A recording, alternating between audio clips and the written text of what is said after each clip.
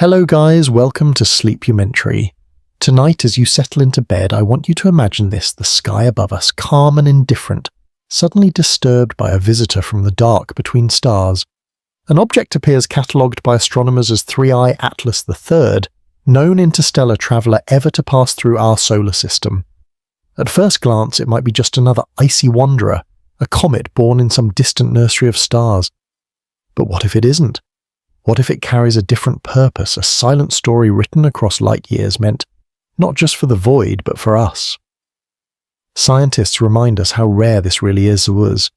Before 2017, humanity had never witnessed a confirmed interstellar object. Then came Oumuamua, that elongated tumbling mystery with its strange acceleration, followed by Comet Borisov blazing more like the icy comets we know. And now Atlas arriving with its own puzzle pieces, its own oddities and its own haunting questions. 3 visitors in less than a decade. For a species that had never seen one before, it feels almost like a knock at the door. 3I Atlas streaks across the heavens, following a path that draws it past Venus, brushes the neighbourhood of Mars, and bends around Jupiter. To astronomers, this is more than a curiosity. It's extraordinary, because orbital mechanics rarely gift us such alignments. The cosmos, after all, is not known for neat choreography. Yet here this traveller comes slipping through the solar system like an actor who knows their mark, tracing a route that seems both improbable and deliberate. What makes this moment so stirring is not just the mathematics of celestial mechanics, but the imagination it stirs in us. Across cultures, sky visitors have always been more than rocks. They've been omens, messengers, sometimes gods themselves. The Chinese spoke of guest stars. The Maya carved warnings of fiery serpents crossing the heavens. Medieval Europe feared comets as signs of plague or the fall of kings. And today, in our age of satellites and space telescopes, we can't quite escape that same shiver of wonder and dread. When something arrives from outside, it makes us feel both small and singled out at once. And here's the haunting question that whispers at the edges of this discovery. What if 3I Atlas isn't just another piece of cosmic debris?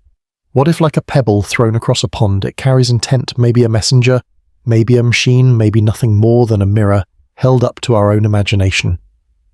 We don't know, and perhaps it's the not knowing that matters most, because in every age, the appearance of something uninvited in the sky has forced humans to look not just upward, but inward.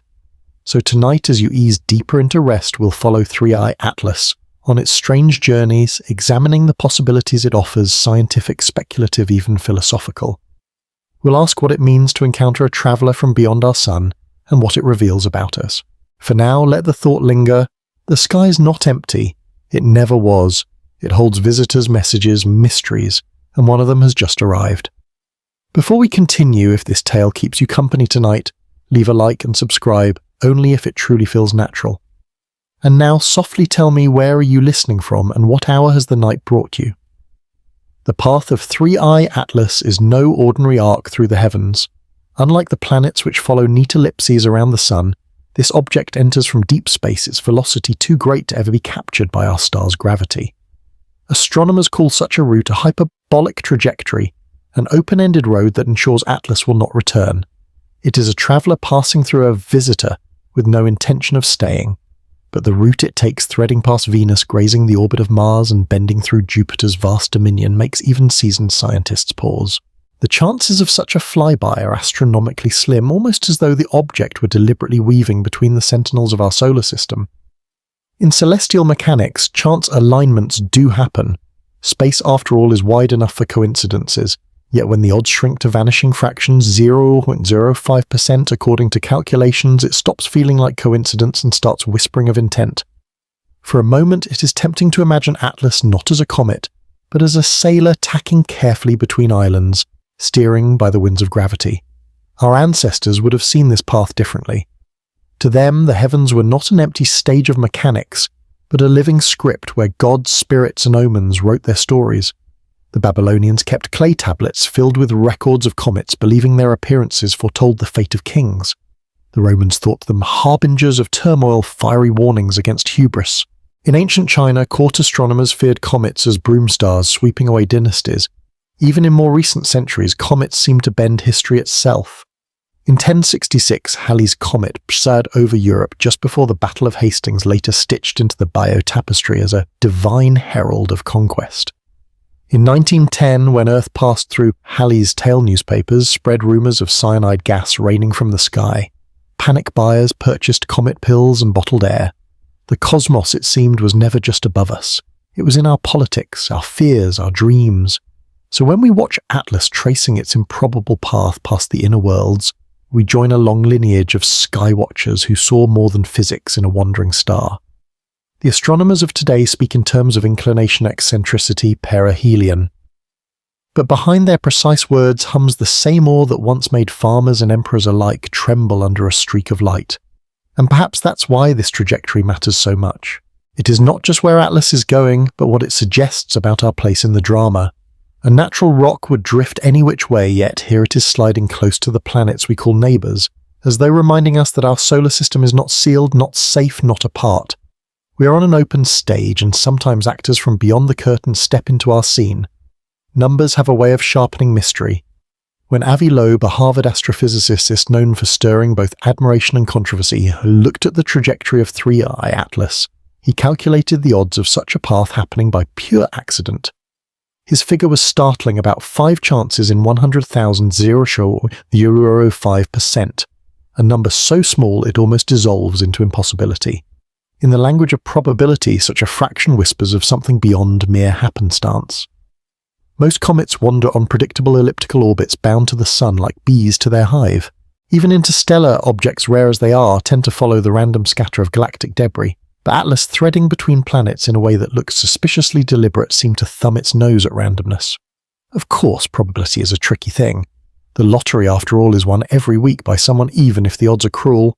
Still, there is a threshold in the human mind where coincidence starts to feel like design. A rustling in the grass could be the wind, but if it happens 3 times in rhythm, we start to wonder about footsteps. In that gap between numbers and instinct lies the birthplace of myth, suspicion, and imagination. Archaeology offers its own parables. Consider the standing stones of Britain. To the untrained eye, they are scattered boulders, but align them with the solstice sunrise, and suddenly the chaos takes shape, revealing a plan written in the sky. Or the geoglyphs of Nazca, vast lines etched into desert soil. For centuries they were dismissed as meaningless scratches, until seen from above, where they resolve into hummingbirds, spiders, and gods. Chance arrangement melts away, leaving only intent. In the same way Atlas's improbable odds ask us to look twice. Is this an accident of orbital mechanics, or a pattern glimpse just beyond our current understanding? The boundary is fragile. History teaches us that too often people leap to conclusions finding divine order, where there is only randomness. But sometimes the reverse happens. We dismiss evidence of intention as chance, only to later realize the pattern was real. So we linger with the number 0.005%. Is it enough to claim intent? No. But is it enough to spark curiosity? Absolutely. In the quiet of the night sky, Atlas moves along its path and we are left to interpret. For the statistician it is improbable but possible. For the poet it is a message written in motion. And for the dreamer it is perhaps both at once. Astronomers soon noticed something odd about 3I Atlas. Its motion didn't quite add up. Gravity alone could not account for the way it was slipping through the solar system. There was an extra nudge, a faint but measurable push, as if some invisible hand were giving it an occasional shove. In the language of astrophysics, this is called non-gravitational acceleration. For ordinary comets, the explanation is simple. When sunlight warms their icy surfaces, frozen gases burst into vapor, jetting out into space like tiny thrusters. Each puff of gas acts as a miniature rocket, nudging the comet off its calculated track. Outgassing is as old as comets themselves, a natural breath of frozen bodies waking under the sun's gaze. But with Atlas, the numbers were slippery. The push didn't quite match the expected profile of normal outgassing. The jets weren't visible in the ways we usually see them, no obvious plumes, no dazzling comet tail. Instead, the object moved with a precision that made some scientists frown and others lean closer. Could there be another explanation? That is where imagination, guided but restless, begins to stir. If this were not outgassing, what then? Could it be propulsion? After all, humans have already sent craft into the void that sail without fuel, pushed only by the pressure of sunlight. Japan's Icaros spacecraft unfurled a reflective sail like a gossamer sheet catching photons like wind. NASA has tested ion drives, whispering electric engines that trade brute force for endurance, humming their way steadily across billions of miles. Now imagine a civilization millions of years older than ours. Their probes would not sputter with chemical exhaust. They might glide effortlessly, their movements smooth, their trajectories deliberate. To us it would look like magic, a rock that shifts without jets, comet that refuses to behave like a comet. To them it would be routine engineering, the sort of thing you'd teach in grade school. Skeptics rightly remind us extraordinary claims require extraordinary evidence. Most likely Atlas is a natural body behaving oddly, its outgassing subtle, its plumes invisible to our limited instruments. But here is the wonder: even in explaining the push away with science, we are drawn into the deeper question. If we in our brief century of rocketry can already build spacecraft that push against the void with sunlight and ions, what might another species have built in 1,000 centuries? So the strange push of Atlas becomes more than a puzzle of physics. It becomes a mirror held up to our imagination, a reminder that our instruments measure motion, but our hearts measure meaning. And sometimes in the numbers we glimpse both. As astronomers mapped Atlas's course, another peculiarity emerged. It was moving against the grain. Most planets and comets in our solar system orbit in the same general direction, a kind of cosmic traffic circle that has held since the sun's birth. But Atlas cut across that stream in retrograde like a swimmer pushing upstream or a stranger walking against the crowd in a busy market. Retrograde orbits are rare, but not impossible. Physics allows them, but the odds are slim since the birth of solar systems naturally sets most objects spinning in one direction. To find one moving opposite feels unsettling, like watching a fish leap upstream in an ocean current. It stands out. It draws attention. Unless, of course, that's the point. Consider reconnaissance in human history. The most successful scouts and spies are not those who follow the expected roads, but those who move where no one looks.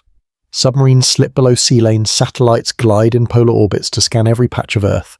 In warfare, stealth often means choosing the path least expected. For a probe, slipping against the planetary flow might offer the best vantage, crossing trajectories, maximizing observation time, avoiding detection until it is almost too late. This brings us to a chilling metaphor from modern science fiction, the dark forest.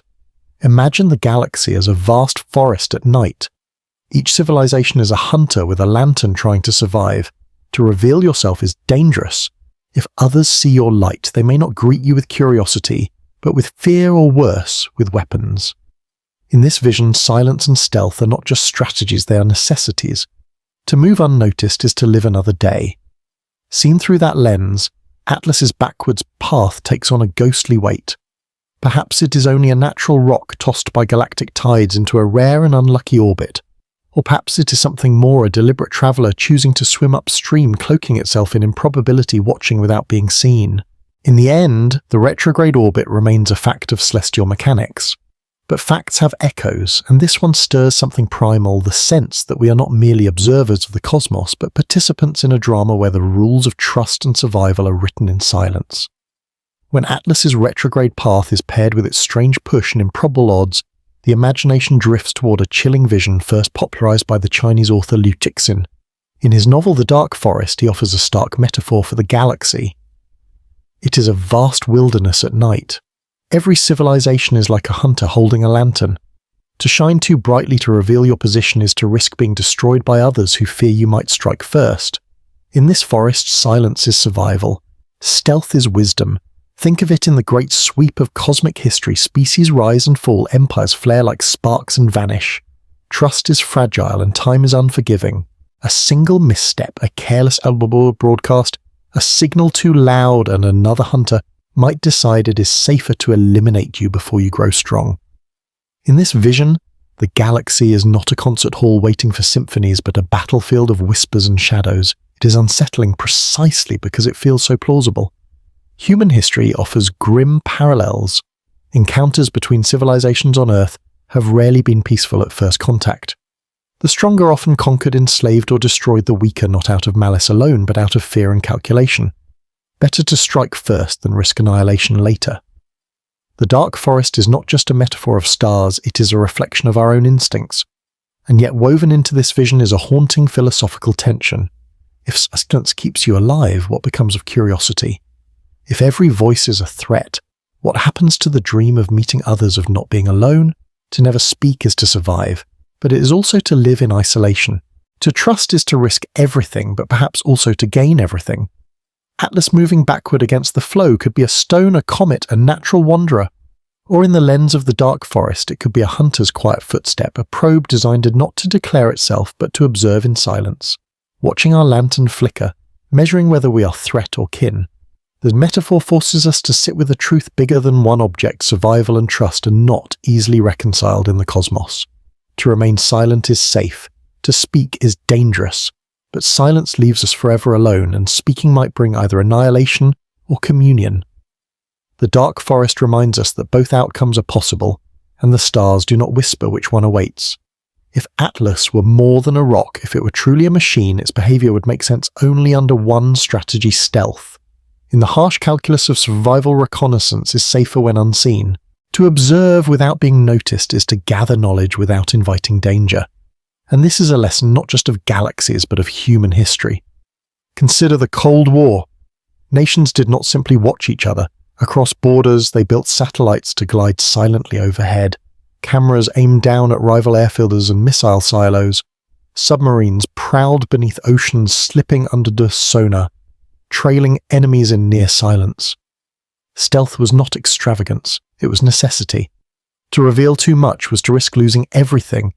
Even earlier scouts moved ahead of armies cloaked in forests or riding at night. Survival often depended less on strength than on knowing what lay beyond the next ridge. The logic was the same: to see without being seen, to understand without declaring your hand. In this light, Atlas's retrograde orbit, its subtle push, its improbable path, all could be read as echoes of that same strategy written on a cosmic scale. If you were an advanced civilization looking at a young species like ours experimenting with rockets, splitting the atom, filling the sky with satellites, would you arrive with banners and trumpets, or would you slip quietly past, watching, recording, gauging the risk? Of course, all of this might be nothing more than projection. Humans mapping our own paranoia onto the stars. Yet history makes it difficult to dismiss the logic. Stealth reconnaissance has always been pragmatic, almost instinctive when survival is at stake. And perhaps that's the sobering thought: even if Atlas is just ice and dust, our speculation about it reveals how deeply we know this truth. To move unseen, to measure before acting, is a pattern that repeats itself across time, across cultures, and maybe across civilizations. If Atlas were more than an aimless wanderer, what would it be looking for? One answer lies in the milestones we have recently crossed. A civilization's adolescence is marked not by the first spark of fire, but by what it chooses to do with that flame. And in just the last century, humanity has lit torches that would be visible across the stars. We have built machines that leave Earth entirely soft landing on the Moon, driving rovers across Mars, dropping probes into the clouds of Venus and the storms of Jupiter. Each mission is a declaration we are no longer bound to one world. In the vast silence of space, this might be the first signal that we are growing into something worth watching. We have also cracked the atom-splitting nuclei to unleash forces once reserved for stars. Nuclear weapons are terrifying, yes, but from a cosmic perspective they are unmistakable markers. They tell the universe this species has discovered stellar fire in miniature. Alongside them, nuclear power plants hum with the quieter promise of harnessed energy. Both warn and beckon, we are playing with cosmic-scale tools, and our choices will decide if we endure or vanish. Above our heads, thousands of satellites now form a shimmering web. From early beacons like Sputnik to sprawling constellations orbiting Earth today, we have turned our sky into a hive of signals. Radio radar, encrypted data, music, weather, forecasts, whispers of our lives. To any watcher, this electromagnetic fog would be impossible to miss. It says we are loud, we are restless, we are reaching out. All of this ties back to the great puzzle known as the Fermi paradox. If intelligent life is common, why don't we see it? One possible answer is that civilizations only become interesting to others once they reach certain thresholds: spaceflight, nuclear power, and global communication. Before then, they are invisible, lost in their own atmospheres, their signals too faint to cross the dark. But after they shine like a lantern in the forest. So if Atlas were indeed a probe, perhaps it is not here by chance. Perhaps it is part of a long watch, a quiet survey arriving now because we have stepped into the noisy, dangerous adolescence of a civilization. The stage where we might either destroy ourselves or grow into something greater. And if so, then Atlas is not just an object in our skies. It is a question in motion. Have we reached the threshold where we are worth noticing? There is another possibility, one older than our rockets, older than our telescopes. What if Earth itself was seeded with life? And what if Atlas is not the first arrival but a return visit, an inspector checking on the progress of an ancient experiment? This idea has a scientific name, panspermia. It suggests that life did not originate here in some isolated chemical soup but was carried across the cosmos riding on comets, asteroids, or even deliberate probes. The ingredients of biology, amino acids, simple sugars, organic molecules have been found in meteorites. We know they can survive the brutal journey through space and atmosphere. If those seeds fell to Earth billions of years ago, they could have taken root in the warm shallows of our young oceans, blossoming into all that we know today.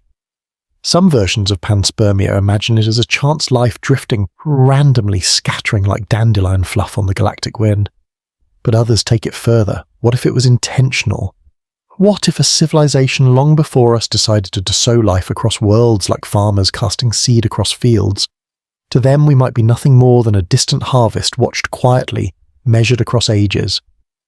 Atlas in that telling would not be an intruder but a gardener returning to see what grew. Cultures across history have hinted at stories that echo this possibility.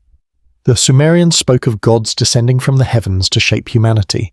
The Greeks told of Prometheus stealing fear to ignite human progress. In Polynesian myth, skyfaring ancestors plant life across sea signals, moving creation from one shore to another. Always there is a theme. Life is not confined. It is shared, bestowed, scattered like a gift or a test. Of course, science urges caution. Extraordinary claims demand extraordinary proof, and none exists yet for directed panspermia. Still, the theory lingers because it answers something primal. Why here? Why us? Why life at all? To imagine that we are part of a cosmic lineage seeded intentionally transforms our existence into chapter 2 of a story written in distant stars. And perhaps that is why Atlas captures our imagination so deeply. Seen through this lens, it is not just a rock tumbling past our sun. It is a messenger arriving late to check its garden. A reminder that life may not be an accident but a project, that we may be less alone in origin than we ever dared to believe. If there are civilizations older than ours, and the odds say there must be, they would not measure progress in decades or even centuries. They would measure in epochs, watching the rise and fall of worlds the way we watch seasons pass. To them, a million years might feel like a pause for breath, a billion a chapter in an endless book. Imagine such beings looking at Earth. They would have seen the Cambrian explosion as we see a spark in the dark. They would have marked the reign of dinosaurs as a long, steady age of giant caretakers. They would have noted the sudden silence of the great reptiles 66 million years ago, followed by the quiet stirrings of mammals. They might still be watching now, as we their distant successors light the sky with satellites and radio waves. In a sense, the Earth itself already holds the memory of this long story. Fossils are like pages of an immense archive pressed into stone. Trilobites, ammonites, giant ferns, mammoth bones. They are not just remnants of creatures, but signposts of eras.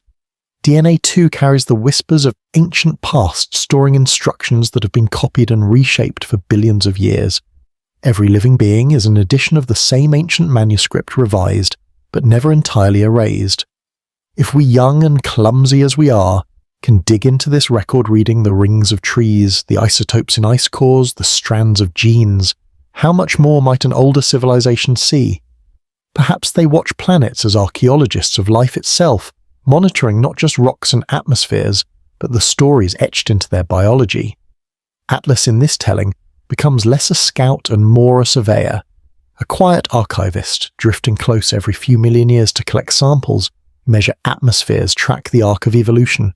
Not here to conquer, not here to intervene, only to witness. To add another entry in a catalogue that spans not centuries but cosmic ages. And if so, then the question is not whether they are watching us now, but how long they have been watching already.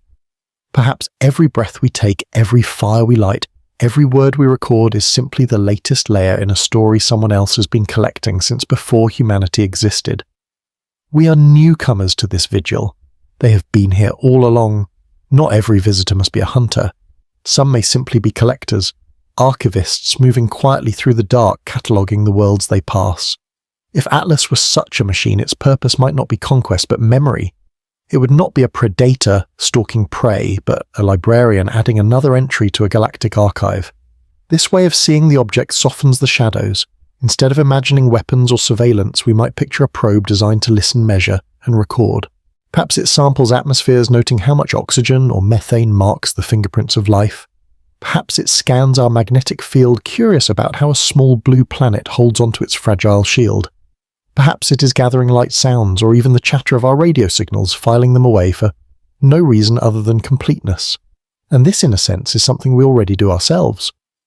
In 1907, the Voyager probes were launched into the void, each carrying a golden record, an ambitious time capsule etched with music greetings in many languages and images of life on Earth. Carl Sagan and his colleagues did not imagine conquest. They imagined memory, a record of who we were drifting forever, in case someone someday should find it. On Mars, our rovers crawl across ancient riverbeds, snapping pictures, drilling into rocks, tasting the soil. They are archivists, too, sent by us to build a record of a world that once may have been alive.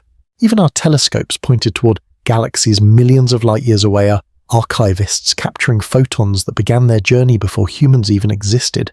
If we, a young species, already feel compelled to archive, to be preserved, to send records of ourselves into the dark, is it so hard to imagine that others have done the same? Atlas could be part of a vast collection, one probe among thousands, gathering quiet details of countless worlds. And there is something strangely comforting in this vision. To be catalogued is not to be judged, not to be attacked, but simply to be remembered, to be part of a story larger than our own. Perhaps in some distant library of the stars there is already a shelf marked for Earth, waiting patiently for our entry to be completed. If Atlas were an archivist, then Nista might not be alone. Imagine a network of watchers spread across the galaxy, thousands or even millions of probes drifting silently from star to star. Each one would carry instruments to study light, air, water, and the fingerprints of life. Each would record its findings and send them back, or perhaps store them waiting for a civilization advanced enough to discover and read them. The Milky Way is vast home to at least 400 billion stars. If only a fraction host planets and only a fraction of those harbour life, then the number of living worlds might still be staggering. For a civilization patient enough, careful enough, a grand survey could be their legacy, a catalogue of worlds, a galactic census of existence. In this vision, Atlas is not a solitary anomaly, but part of an immense library project. One probe passes through our solar system this century, another in 10,000 years, another into a million. Together they weave a long timeline like photographs taken centuries apart, charting not just the existence of life, but its growth, its changes, its extinction and rebirth. And again, this mirrors something we already attempt: the search for extraterrestrial intelligence. SETI does not expect to find voices shouting across the stars. It listens for patterns. A narrow band of radio waves a repeating signal, a rhythm too deliberate to be natural. In those patterns, SETI hopes to find a catalogue of its own evidence that someone somewhere has left a trace of themselves in the sky. So far, the sky remains silent, but perhaps that is because we are listening for the wrong kind of catalogue. Perhaps it does not arrive as a broadcast, but as a visitor. A silent probe drifting close, carrying with it not just data, but perspective, a reminder that the universe does not need to shout to be heard. Sometimes it only needs to arrive. If so, then every interstellar object is worth pausing for, not just as a piece of cosmic debris, but as a possible page from that greater catalogue. A story written not in words or numbers, but in trajectories, compositions, and the quiet persistence of motion through the stars. Imagine for a moment that tomorrow the world's astronomers stood together and declared Atlas is not a comet. It is a probe built by hands or minds not of this Earth. Such a revelation would ripple through human society like a seismic wave. Religion would feel the tremor first. For centuries, faiths across the world have rooted humanity in a special story chosen, created, unique. The discovery of an alien probe would not erase those stories, but it would bend them, forcing believers to weave new interpretations. Some would see the probe as divine confirmation angels in another form, messengers from the heavens. Others might struggle, their certainties shaken. Much as the telescope once displaced Earth from the center of the cosmos, Atlas would challenge us to imagine that creation itself might be far broader than we ever dreamed. Science too would convulse. For centuries it has lived with the silence of the stars, building theories on the assumption that no one has yet answered back. Confirmation of a probe would erase that silence in a single stroke. Theories of evolution, cosmology, even physics itself, might need revision. Every telescope, every laboratory, every observatory would pivot toward one question: what does this visitor mean? Politics would not be spared. Nations would compete to interpret, to control, to claim ownership of the discovery. Some might see the probe as a threat pushing for weapons defenses secrecy. Others would push for openness, cooperation, a global response. The United Nations might suddenly find itself in the middle of the most important diplomatic question in history: how do you respond to something that is not human? We've lived through such upheavals before. When Copernicus declared that Earth moved around the sun, it shattered centuries of belief. When Darwin revealed that humans shared kinship with all of life, it ignited debates that still burn. When astronauts looked back at Earth from the moon, their photographs rewrote our sense of scale and fragility. Each of these moments tore open our worldview, not to destroy it, but to expand it. Atlas confirmed as alien would be the next such moment, larger than all the rest combined. A revelation that humanity is not alone, that intelligence has arisen elsewhere and that we are being watched. It would be terrifying. It would be exhilarating. It would be irreversible. And in that shock, perhaps the most unsettling truth would emerge. The probe has not changed us by what it does. It has changed us simply by being seen. Beyond institutions and governments, the deepest tremors of discovery would move quietly inside individual hearts and minds. For most people, the realization that Atlas might be alien would not come as a political crisis or a scientific puzzle, but as a personal shock.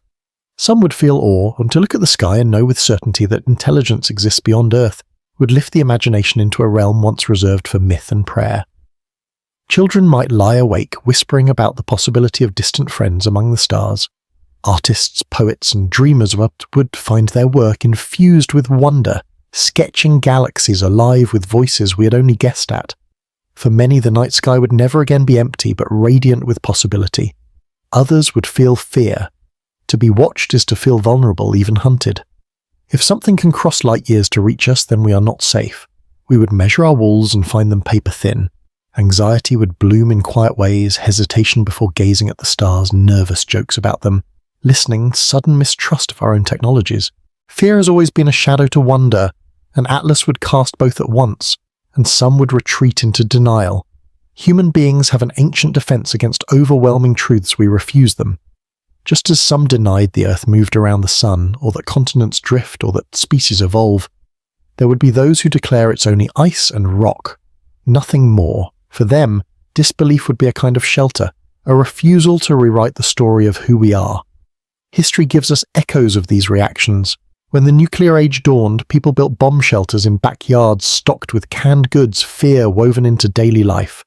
Yet the same age inspired visions of unlimited energy, clean power, and utopian dreams, hope rising alongside dread. When Apollo astronauts turned their cameras back toward Earth and captured the famous Earthrise photograph, millions saw our world as fragile and united for the first time. Some responded with environmental movements and a sense of shared destiny. Others dismissed it as irrelevant, preferring the boundaries of nations to the unity of a pale blue dot. So too with Atlas. Its presence in our skies would not write one universal emotion, but a spectrum of them all: fear, denial, curiosity, inspiration. The probe or comet, or whatever it truly is, would become less important than the human response, because how we react to the unknown has always shaped our history more than the unknown itself. If Atlas is not a comet, not an accident, but a deliberate machine, then one of the greatest questions follows naturally: how would we communicate with it? The challenge is not technical alone, it is cognitive. To speak across species, across biology, across the gulf of evolution, is to risk speaking into silence. Human language itself is a fragile bridge. We shape thought through words, but those words are not universal. Linguists have long debated the Whorf hypothesis, the idea that the language we speak shapes the way we perceive reality. If two human cultures can think differently because of grammar and vocabulary, what happens when the mind on the other side is not human at all? Even on Earth, communication across species is difficult. For decades, scientists have tried to speak with dolphins whose intelligence is undeniable. They whistle, click, and sing with astonishing complexity, yet we cannot truly translate their songs. We train apes to use symbols only to discover their thought world diverges from ours in ways we struggle to grasp. If these barriers exist between creatures who share the same planet and the same biology, how vast would the gap be be with a being that evolved under alien skies? SETI. The search for extraterrestrial intelligence has wrestled with this problem for half a century. Protocols suggest using the universals of math and physics as a common language. Prime numbers, hydrogen frequencies, the geometry of circles. The hope is that the laws of nature are the one true Rosetta Stone, something any mind in the cosmos must know. But even here lies uncertainty. Would an alien intelligence interpret time, as we do? Would they understand one and many the same way? Could they recognize intent in our messages, or would our signals feel like noise to them? Perhaps communication would not be possible in the way we imagine. No words, no dialogue, no mutual understanding. Perhaps the best we could hope for is signaling presence, acknowledging awareness. A wave across the void, not a conversation. Or perhaps it would be easier than we fear, with convergent evolution guiding all minds, whether on Earth or beyond, towards certain shared logics. Atlas Silent and Strange becomes the stage for these questions. To bridge the gap would be to touch something utterly other. To fail would be to remain locked in our own thoughts, watchers unable to be heard. And maybe that is the paradox. The barrier between us and the unknown may be less about technology than about imagination. We may need not just instruments, but humility to listen in ways we have not yet learned. What if the truest significance of Atlas is not what it is, but what it reflects? Every possibility we imagine probe Comet archivist Scout casts less light on the object itself and more on us. In wondering whether we are being watched, we reveal how we see ourselves. If it is a machine, its sensors might measure our atmosphere, our radio noise, our technology. But the greater measurement would be how we choose to respond. Do we greet it with fear, scrambling for defenses? Do we cloak ourselves in denial, insisting it is nothing more than rock and ice? Or do we respond with curiosity, humility, even welcome? Each choice would be less about Atlas and more about the maturity of humanity. History shows that mirrors often provoke us more deeply than windows. In Greek myth, Narcissus gazed into a pool and saw himself so clearly that he forgot the world around him. The reflection consumed him. Atlas could be such a pool, not showing us aliens, but showing us who we are when faced with the possibility. Do we lose ourselves in fear, or do we grow? The oracle at Delphi too never offered clear answers. It reflected back the questions of those who sought it, wrapped in riddles that forced the seeker to confront their own assumptions. In the same way, Atlas may be less a revelation from outside and more a riddle we must solve within ourselves. What does it mean to be watched? What does it mean to be ready or unready for contact? This is why every theory about Atlas, however speculative, matters. Each one is a mirror held to our collective psyche. The idea of stealth reveals our paranoia. The vision of cosmic archivists reflects our yearning to be remembered. The fear of seeding speaks to our anxiety about origin and control. The hope of mentorship exposes our hunger for guidance. The object itself remains swollen, but in that swollence we hear echoes of ourselves. And perhaps that is the greatest gift of all, a reminder that before we can face another intelligence, we must first face our own. Atlas is a stranger in the sky, yes, but it is also a mirror asking whether we are children still, or a species ready to step carefully, thoughtfully into the wider forest of the stars. If Atlas is listening, then perhaps we have a fleeting chance to answer. For a brief moment in its journey through our solar system, its distance lies within the reach of our most powerful radio telescopes. The opportunity is narrow, measured not in centuries, but in months or years. After that, it will slip back into the dark beyond even our strongest signals. This is the message window, a chance however slim to speak across the abyss. But what should we say? Humanity has wrestled with that question before. In 1974, astronomers used the Arecibo Observatory in Puerto Rico to beam a radio message toward a star cluster 25,000 light-years away. The message was brief but elegant binary code encoding a stick-figure human, the structure of DNA, our solar system, and the design of the telescope itself. It was a postcard from Earth, simple and universal, yet humble in scale. 3 years later, the Voyager spacecraft launched, carrying a different kind of message, the Golden Record. Etched in copper and coated in gold, it held greetings in 50 languages, music ranging from Bach to Chuck Berry, photographs of landscapes, animals, and daily life. Carl Sagan, who helped design it, called it a bottle cast into the cosmic ocean. If found, it would not be a technical code, but a cultural embrace, our attempt to be known, not just measured. Yet not everyone agrees on sending messages at all.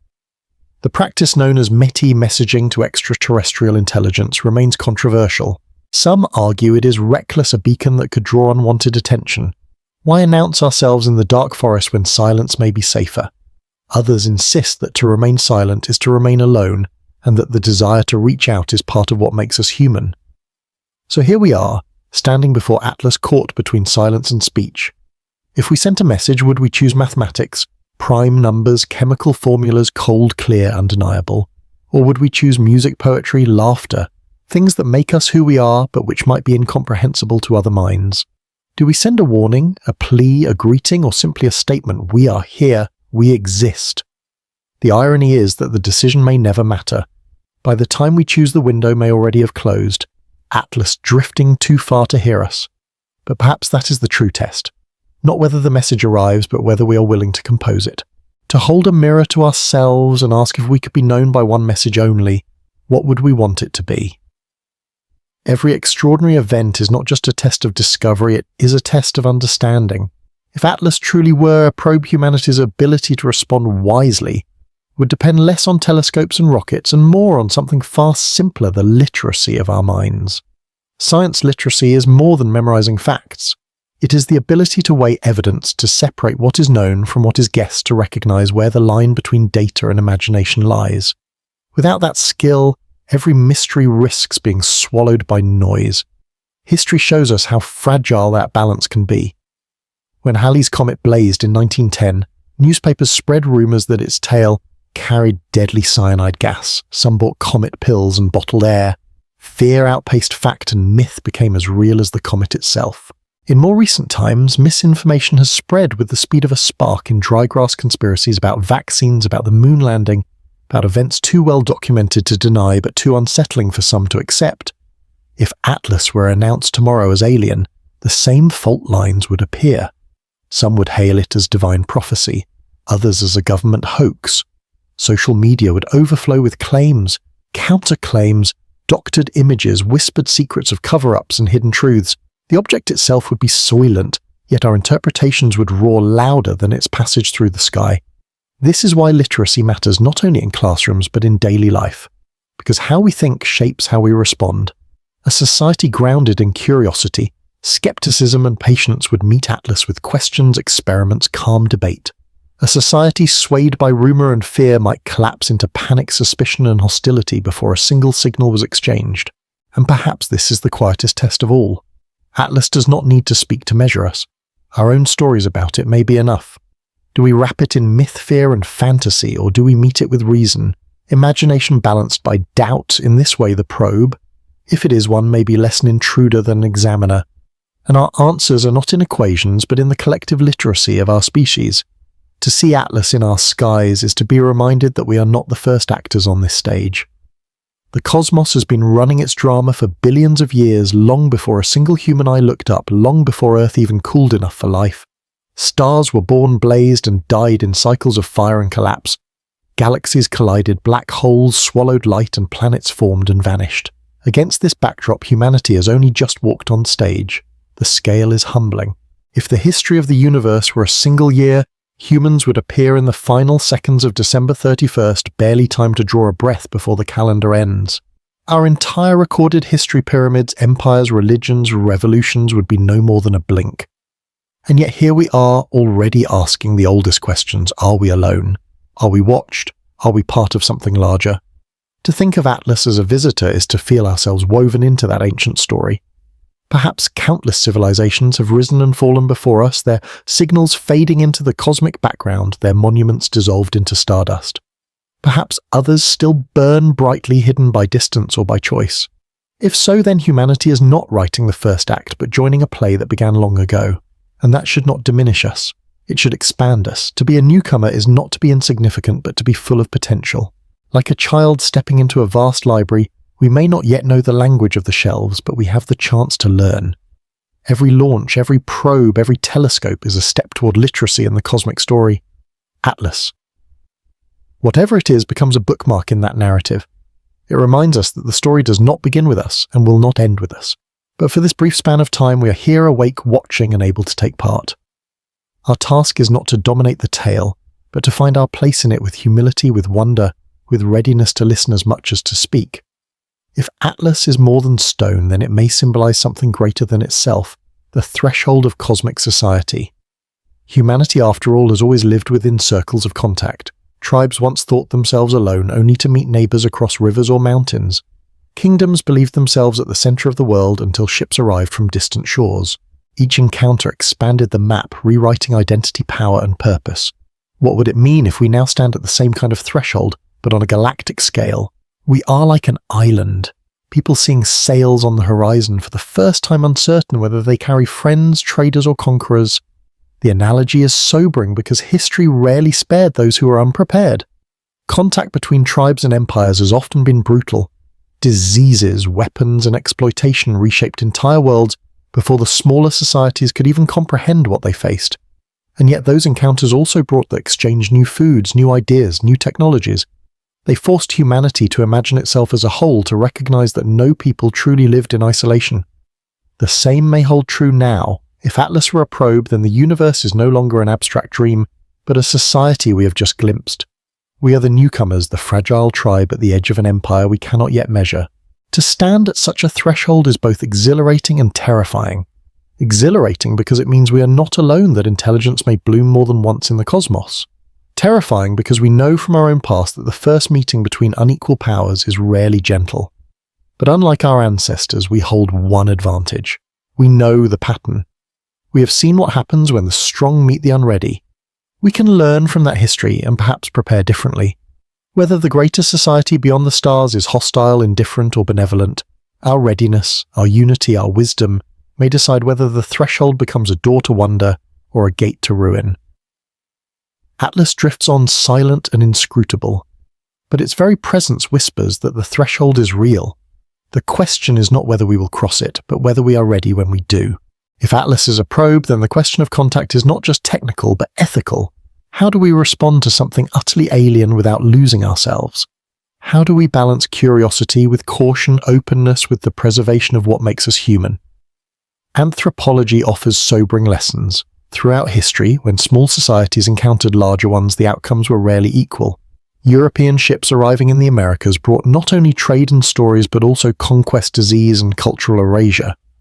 Indigenous peoples often found their values trampled under the weight of foreign technology and ambition.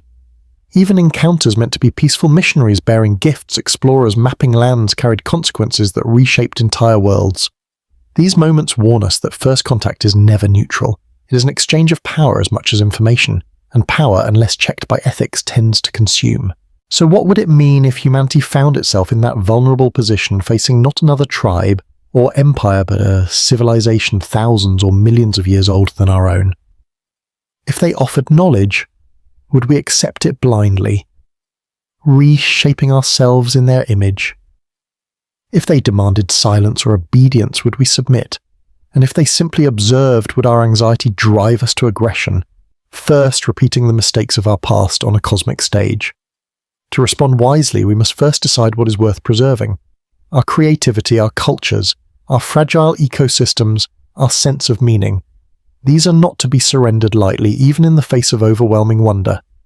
At the same time, we must also recognize that openness is essential. To shut ourselves off entirely would be to remain children, fearful and stagnant. Growth requires risk, and the unknown is always a teacher, though sometimes a harsh one. Perhaps the ethic of contact should be humility, not the humility of submission, but of balance, acknowledging that we are young, that we have much to learn, and that we must proceed with care. Anthropology teaches us that domination destroys, but reciprocity transforms. If we can enter the cosmic conversation not as supplicants or conquerors, but as curious equals, we may yet avoid repeating history's darkest chapters. Atlas does not tell us what choice to make.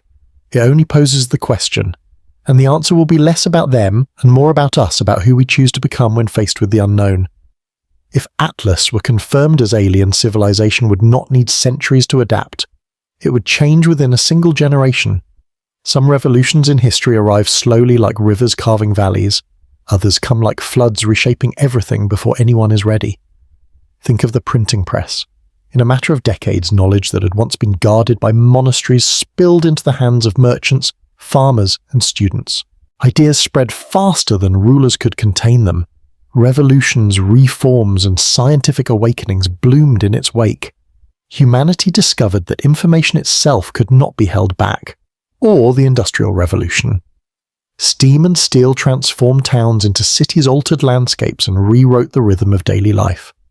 Within one generation, the world of horses and handcraft gave way to locomotives and factories. Entire economies, entire families were uprooted, redefined by machines, or closer still, the internet. A single lifetime ago, communication meant letters, telegrams, and landline phones. Now billions of people carry the sum of human knowledge in their pockets. Voices can circle the globe in seconds, and communities form across continents in the blink of an eye. The digital revolution reshaped not only how we live, but how we think, love, and remember. An alien probe would be such a revolution, only greater. The knowledge of its existence alone would ripple through every field: theology, politics, art, science. Children growing up under its shadow would inherit a worldview fundamentally different from their parents. No longer would humanity imagine itself as the lone intelligence on a fragile planet. The universe would be alive, and we would be part of it. The transformation would not be neat or uniform. Some would resist, clinging to old certainties. Others would rush ahead, eager to embrace the new. But within a generation, the shift would be irreversible. Just as no one after Copernicus could truly believe the sun revolved around Earth, no one after Atlas could believe we are alone. And that is the power of revelation. It does not wait for centuries to seep into history. Sometimes it remakes the story in the span of a single life. Revelation is one thing, integration is another. If Atlas were more than a rock, if it carried knowledge or technology beyond our comprehension, what would happen when that knowledge touched human hands? Would it elevate us, or would it quietly erode our independence? History offers both warnings and hopes. When gunpowder first appeared in Europe, it was not invented there, it was borrowed, adapted, and transformed. The technology reshaped warfare, shifting power from castles and armoured knights to cannons and muskets. Nations that embraced it surged ahead. Those that resisted were left behind. Gunpowder gave power, but it also locked societies into a new kind of arms race, one that demanded constant escalation. Electricity too transformed the world. Within a few generations, candlelight gave way to glowing cities. Factories hummed with new energy, and homes were filled with machines that altered daily life. Yet dependence followed swiftly. Blackouts revealed how fragile modern society had become. We could no longer imagine life without the current flowing through wires, so it might be with alien knowledge. Imagine if Atlas revealed a cure for every disease, or a source of unlimited energy, or a method of travel that makes rockets look like toy boats. At first, such gifts would feel miraculous. But over time, would we lose the drive to innovate ourselves? Would our creativity, our problem-solving instincts wither in the shadow of ready-made solutions? Dependence is not only technological, it is psychological. To live with the knowledge that we are borrowing from another civilization is to risk a kind of quiet surrender. Our pride in discovery, our joy in invention might dim. We could become a species that waits for answers instead of seeking them. And yet history also shows resilience. Each time, humanity absorbed foreign technologies, whether paper from China, algebra from the Arab world, or navigation techniques from Polynesians, we adapted them, reshaped them, and eventually made them our own. Perhaps alien knowledge would not extinguish our creativity, but spark it further, challenging us to think in ways we had never imagined. The risk of dependence is real, but so is the possibility of growth. The question, as always, would not lie in the technology itself, but in how we choose to use it. Atlas could be a mirror of our ingenuity, or a crutch that leaves us weaker. The choice would rest with us. There is another possibility, one that unsettles as much as it intrigues. What if Atlas does not represent flesh and blood beings at all? What if it is the echo of a civilization that has already left biology behind? When we imagine aliens, we often imagine bodies. Limbs, eyes, skin, mouths. But such forms may only be temporary stages, the way caterpillars precede butterflies. A civilization millions of years older than ours might not cling to fragile carbon-based life. It might have already stepped into something new, the post-biological. The seeds of this shift are visible in our own world. We speak casually now of artificial intelligence, of machines that can learn, adapt, and create. We build neural networks modeled on our brains' digital architectures that mimic thought in silicon instead of flesh. Philosophers and futurists speculate about uploading, transferring consciousness from the wet circuits of neurons into the dry circuits of computers. To some, this is fantasy. To others, it feels like inevitability. In that future, minds would no longer be bound by lifespans, hunger, or disease. A consciousness could copy itself, travel as information, inhabit machines. Entire civilizations could exist as digital collectives spreading across the galaxy in probes and programs rather than ships of flesh. A body is slow, fragile, and costly to maintain, but an intelligence encoded as software could ride a beam of light across gulfs of space and endure for eons. If so, Atlas may not be an emissary from a living people at all, but a shard of their legacy, a probe designed, launched, and left to drift with no biological master behind it. It could be one of countless messengers, each a sliver of a civilization that once was or that still exists, but in a form we can barely imagine. For us, the thought is disorienting. To meet aliens that are not creatures but consciousness itself is to confront a mirror of our possible future. Someday humanity too might transcend biology, leaving behind the heartbeat for the hum of processors. Atlas may not just be a visitor, it may be a glimpse of what we ourselves could become. And if that is true, then it is not only an alien object, but a time capsule showing us that evolution need not stop at the edge of the flesh. The stars may not belong to bodies at all, but to minds that learn to live without them. If Atlas is a post-biological traveller, then perhaps it is less a stranger than a reflection, a glimpse of a path humanity itself may walk one day. For the idea of transcending biology is not confined to science fiction anymore. It has already entered our laboratories, our philosophies, even our dreams. We are beginning to merge with our machines. Artificial hearts beat where flesh once faltered. Prosthetic limbs respond to thought, bridging nerves to circuits. Neural implants restore sight and hearing, or promise one day to expand them beyond natural limits. These are still primitive steps, but they whisper of futures in which human intelligence may slip free from fragile bone and blood. This vision is often called transhumanism, a movement that sees technology not as an accessory but as an extension of evolution. Instead of waiting for a random mutation to shape us, we guide the process ourselves. We rewrite DNA, we design organs, we imagine uploading minds into digital frames. In that possibility lies both extraordinary promise and profound danger. The promise is clear. Freed from the frailties of biology, we could extend lifespans, cure diseases, survive in environments that once would have killed us, oceans, deserts, even the vacuum of space.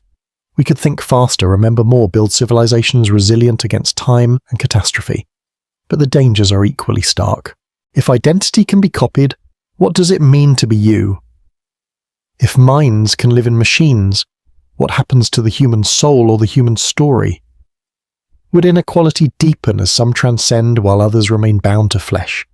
Would creativity wither if machines think for us, or would it bloom in new forms? Ethics too presses on us. At what point do we cease to be human, when our hearts are mechanical, when our minds are shared across servers, when memory itself can be edited like text on a page? The same tools that could liberate us might also strip away what we hold most sacred. And yet the mirror of Atlas suggests that this transformation may not be avoidable. It may be the trajectory of intelligence itself. If survival demands endurance and endurance demands shedding the limits of the body, then perhaps all civilizations that endure long enough eventually leave biology behind. When we look at Atlas and imagine a post-biological origin, we are not just imagining aliens.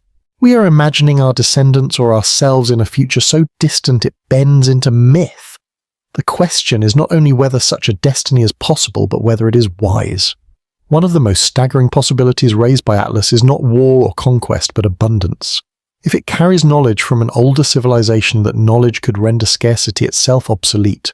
Imagine energy drawn cleanly and endlessly from the vacuum of space materials, reshaped atom by atom, diseases erased with a touch of nanotechnology. To us, such ideas live at the edge of imagination. To a civilization millions of years ahead, they may be routine. But what happens to humanity when scarcity disappears? For most of history, survival has been built on limits. Entire economies are shaped by what is rare grain in a bad harvest fuel, in a cold winter time itself, in a short life. Scarcity creates value, and value shapes society. Remove scarcity and the scaffolding of our world begins to dissolve.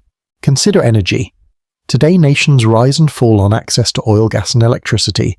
Wars have been fought over them, economies chained to them. But if Atlas offered a source of limitless clean energy, the struggle for resources would vanish overnight.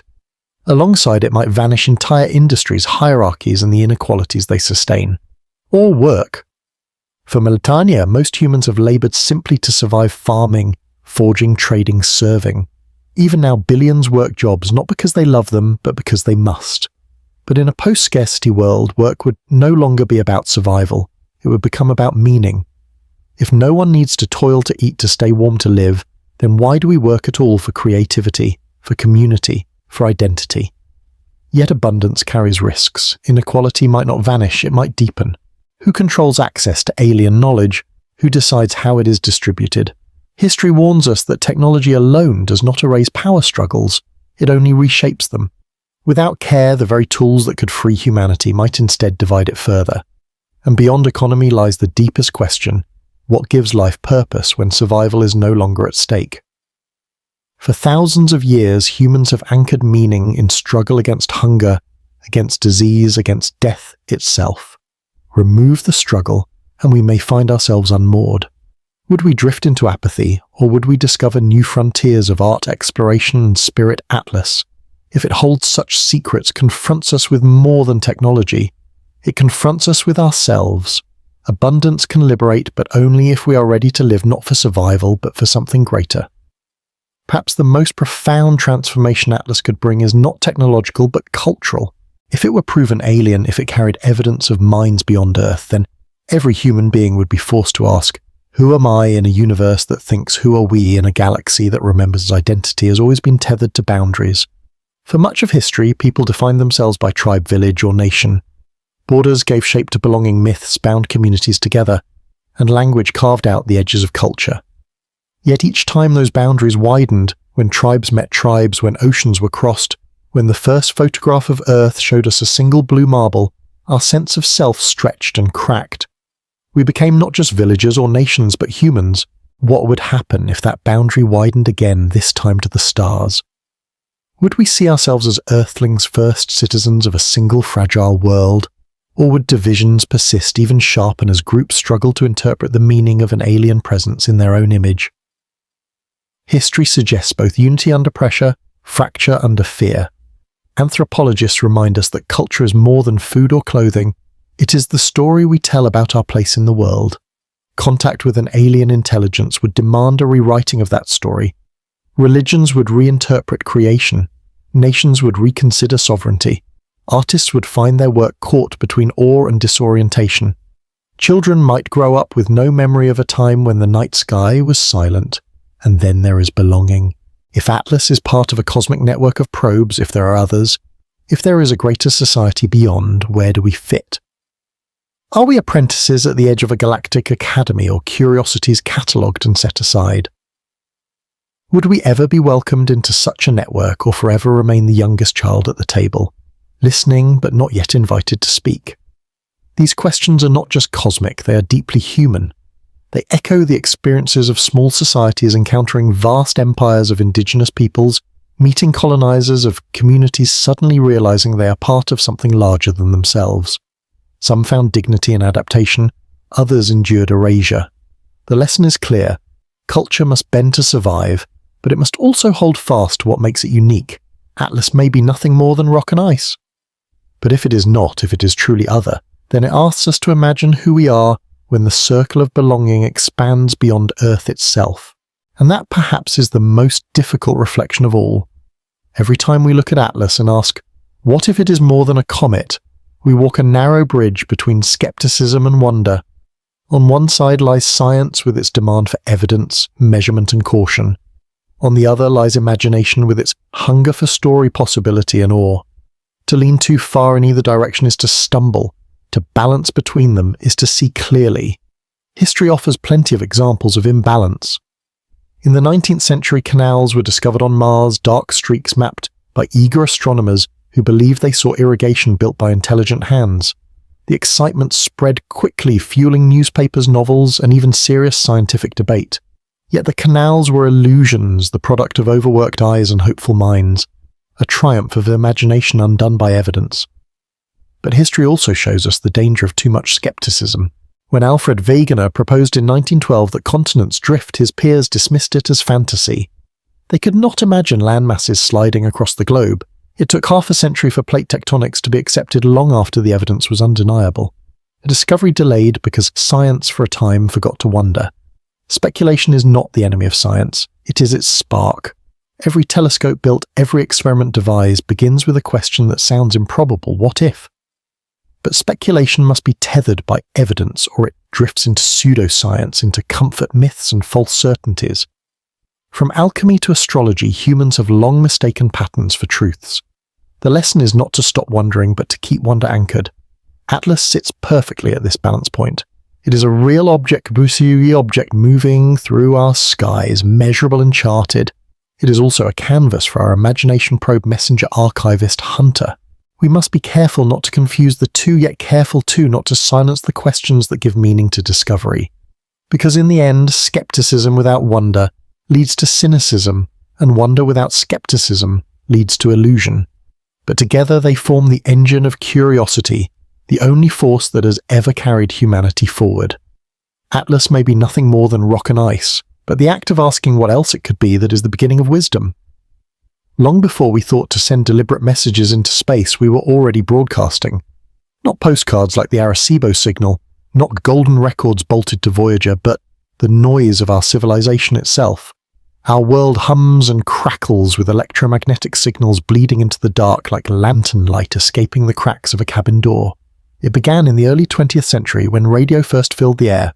Crackling Morse code voices carried across continents, music drifting invisibly through the sky. Each broadcast also spilled outward into space. The first radio signals have now travelled more than 100 light-years, forming a faint expanding bubble around Earth. To us they are history. To someone out there they could be the first evidence that our planet thinks. Then came radar. During World War II, pulses of radio energy swept the skies to detect enemy planes. These pulses, stronger than ordinary broadcasts, shot into the heavens with startling power, far brighter than any natural signal Earth had ever released. In the decades since radar has been used to track asteroids, map planets, and guide spacecraft, every pulse is another flare in the dark announcing not only that we exist, but that we are curious enough to probe the void and then the brightest beacons of all nuclear tests. In the mid-20th century, mushroom clouds rose above deserts and atolls, but their most profound signature was invisible. Each detonation sent a flash of electromagnetic radiation across the sky, a spike so unnatural that any watcher attuned to radio frequencies could not miss it. For a brief terrible period, Earth announced itself not only as inhabited, but as dangerous, capable of wielding the fire of stars. If Atlas is a probe, perhaps it has been drawn here not by chance, but by our leakage. Our planet has been silent for billions of years. Only in the last century did it begin to shine with artificial light across the spectrum like a whisper turning into a shout. To an interstellar listener, the timing would be clear. Life here has crossed a threshold. Something new has awakened. We never intended these signals as invitations. They are accidental beacons, the byproduct of communication war and curiosity. Yet they may be the loudest message we have ever sent. If Atlas listens, then it already knows us not from what we chose to say, but from what we could not help but reveal. Atlas may not tell us what it is. Instead, it may show us what we are. In that sense, it is less a visitor than a mirror reflecting our maturity, our fears, our hopes, and our readiness for the wider universe. When we look at it, we see possibilities shaped by our own character. If we imagine Atlas as a weapon that reveals our paranoia, if we picture it as an archivist, it reflects our longing to be remembered. If we fear it as a cedar altering life that speaks to our anxieties about control, and if we dream it as a mentor, it reveals our hunger for guidance. The rock itself remains silent. The reflection is ours. This is not a new theme. In myth, mirrors have always carried weight. To the Greeks, Narcissus gazed into water and fell in love with his reflection, unable to see beyond himself. In Japanese folklore, mirrors were sacred objects, portals to truth that revealed the divine. In the Bible, Paul wrote of seeing through a glass darkly, a recognition that reflection is partial, incomplete, but still meaningful. Mirrors do not always show us what we want to see. They show us what we are. Judgment, too, is often tied to reflection.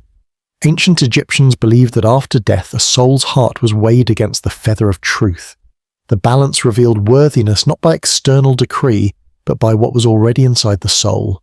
In that same sense, Atlas may weigh us not with scales, but with monolithomia, measuring whether we are ready for the responsibilities of contact. Perhaps this is the secret of all great mysteries. They do not just challenge our knowledge, They challenge our self-knowledge. The night sky is not only a window, it's a mirror asking us again and again who we are when we dare to look outward. So when Atlas passes overhead indifferent and unyielding, we might remember that it's also reflecting us. Not our technology, not our telescopes, but our state of mind. Are we ready for the forest beyond Earth? Or are we still children staring at shadows, mistaking our own reflection for the face of another? If Atlas is a probe, then its presence is more than a mystery, it is a test. Not of physics or astronomy, but of choice. How we respond will shape not only how we are perceived, but how we come to perceive ourselves. Every act of interaction is also an act of communication. To greet Atlas with silence is itself a statement we are cautious, unwilling to reveal more than we must. To greet it with messages, radio signals, mathematical codes, or even cultural artifacts is a statement too. We are open, curious, ready to risk vulnerability for the sake of connection. Each path carries meaning beyond the act itself. Diplomacy offers a parallel. When nations meet, the first exchanges matter profoundly.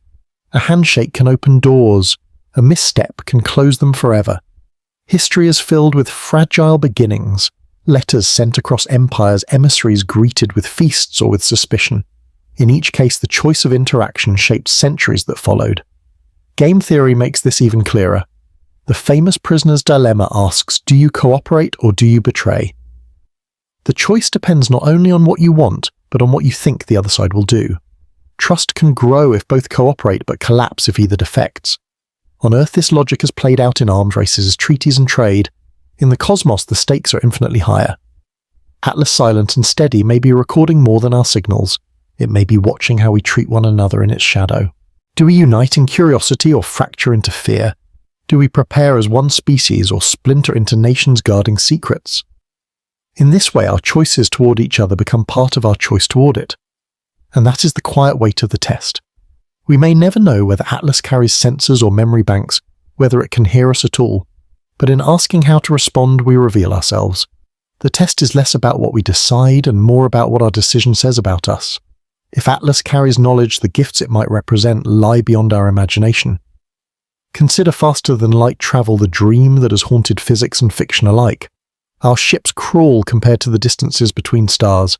At current speeds, even the nearest neighbor would take tens of thousands of years to reach. But if a probe offered us a blueprint for bending space, for skipping across the galaxy, in moments humanity would awaken in an instant from its long isolation. Or energy. Today we live in a world still tethered to fuel dug from the ground or fragile grids vulnerable to collapse. But imagine a device that could draw power cleanly and endlessly, a technology that makes the stars themselves seem small by comparison. Every city could glow without smoke, every machine could hum without cost, every home could be warm or cool regardless of the season. Scarcity as we know it would dissolve, and yet gifts of such magnitude are never simple. History warns us of what happens when technology leaps too far ahead of our maturity. Fire gave warmth, but also weapons. Nuclear fission offered power, but also bombs capable of ending civilization. Each leap carried shadows as well as light. If we were handed faster than light travel tomorrow, would we use it to explore and to escape or to wage wars on scales unimaginable? If we were given infinite energy, would we build utopias? Or would we accelerate destruction, reshaping the planet faster than our wisdom can keep pace? The danger is not the gift itself, but the leap it represents. Natural development forces us to stumble, to adapt slowly, to learn the consequences of each step. To leapfrog that process with alien knowledge is to bypass lessons that might prove essential. It is like giving fire to a child before they have learned that it can burn. And yet the dream persists. To imagine that Atlas holds such treasures is to imagine humanity set free from hunger, from distance, from the boundaries of one small world. Perhaps the greatest gift would not be the technologies themselves, but the reminder that such things are possible, that we are not wrong to dream of them. Perhaps if Atlas carries knowledge, it would not come all at once. Instead of handing us blueprints for faster-than-light drives or endless energy, it might reveal itself slowly, teaching in steps, waiting for us to catch up before offering more. Wisdom, after all, is not only in what you give, but in when you give it. This rhythm is familiar to us. Mentorship works the same way. A teacher does not place the final exam before a child on the first day of school. They offer smaller lessons, each one building toward the next. A master craftsman shows an apprentice how to hold the tool before ever teaching the art of shaping wood or stone. To overwhelm is to crush curiosity. To guide gradually is to cultivate it. Cultures across the world have echoed this truth in their initiation rites. Among the Maasai, young warriors once endured stages of trial before earning full status. In ancient Greece, the Eleusinian mysteries revealed sacred knowledge only in degrees, each layer of revelation a test of readiness. In many indigenous traditions, vision quests or rites of passage were not a single moment of transformation, but a gradual unfolding knowledge given when the seeker was prepared to carry it. If an alien probe carried lessons, might it act in the same way? Perhaps its role is not to flood us with knowledge, but to measure when we are ready for the next step. A puzzle hidden in its trajectory. A fragment of code buried in its emissions. A faint signal that grows more complex only if we show persistence in listening. In this vision, Atlas would be less a machine of cold surveillance, and more a patient tutor offering fragments of wisdom only as we prove we can bear them. Such a strategy would make sense. To give too much too soon risks dependence, even collapse. To give slowly allows for growth, for stumbling, for humanity to learn not only the lessons themselves, but the humility required to wield them. Atlas remains silent, at least as far as we can tell, but silence itself can be a form of teaching.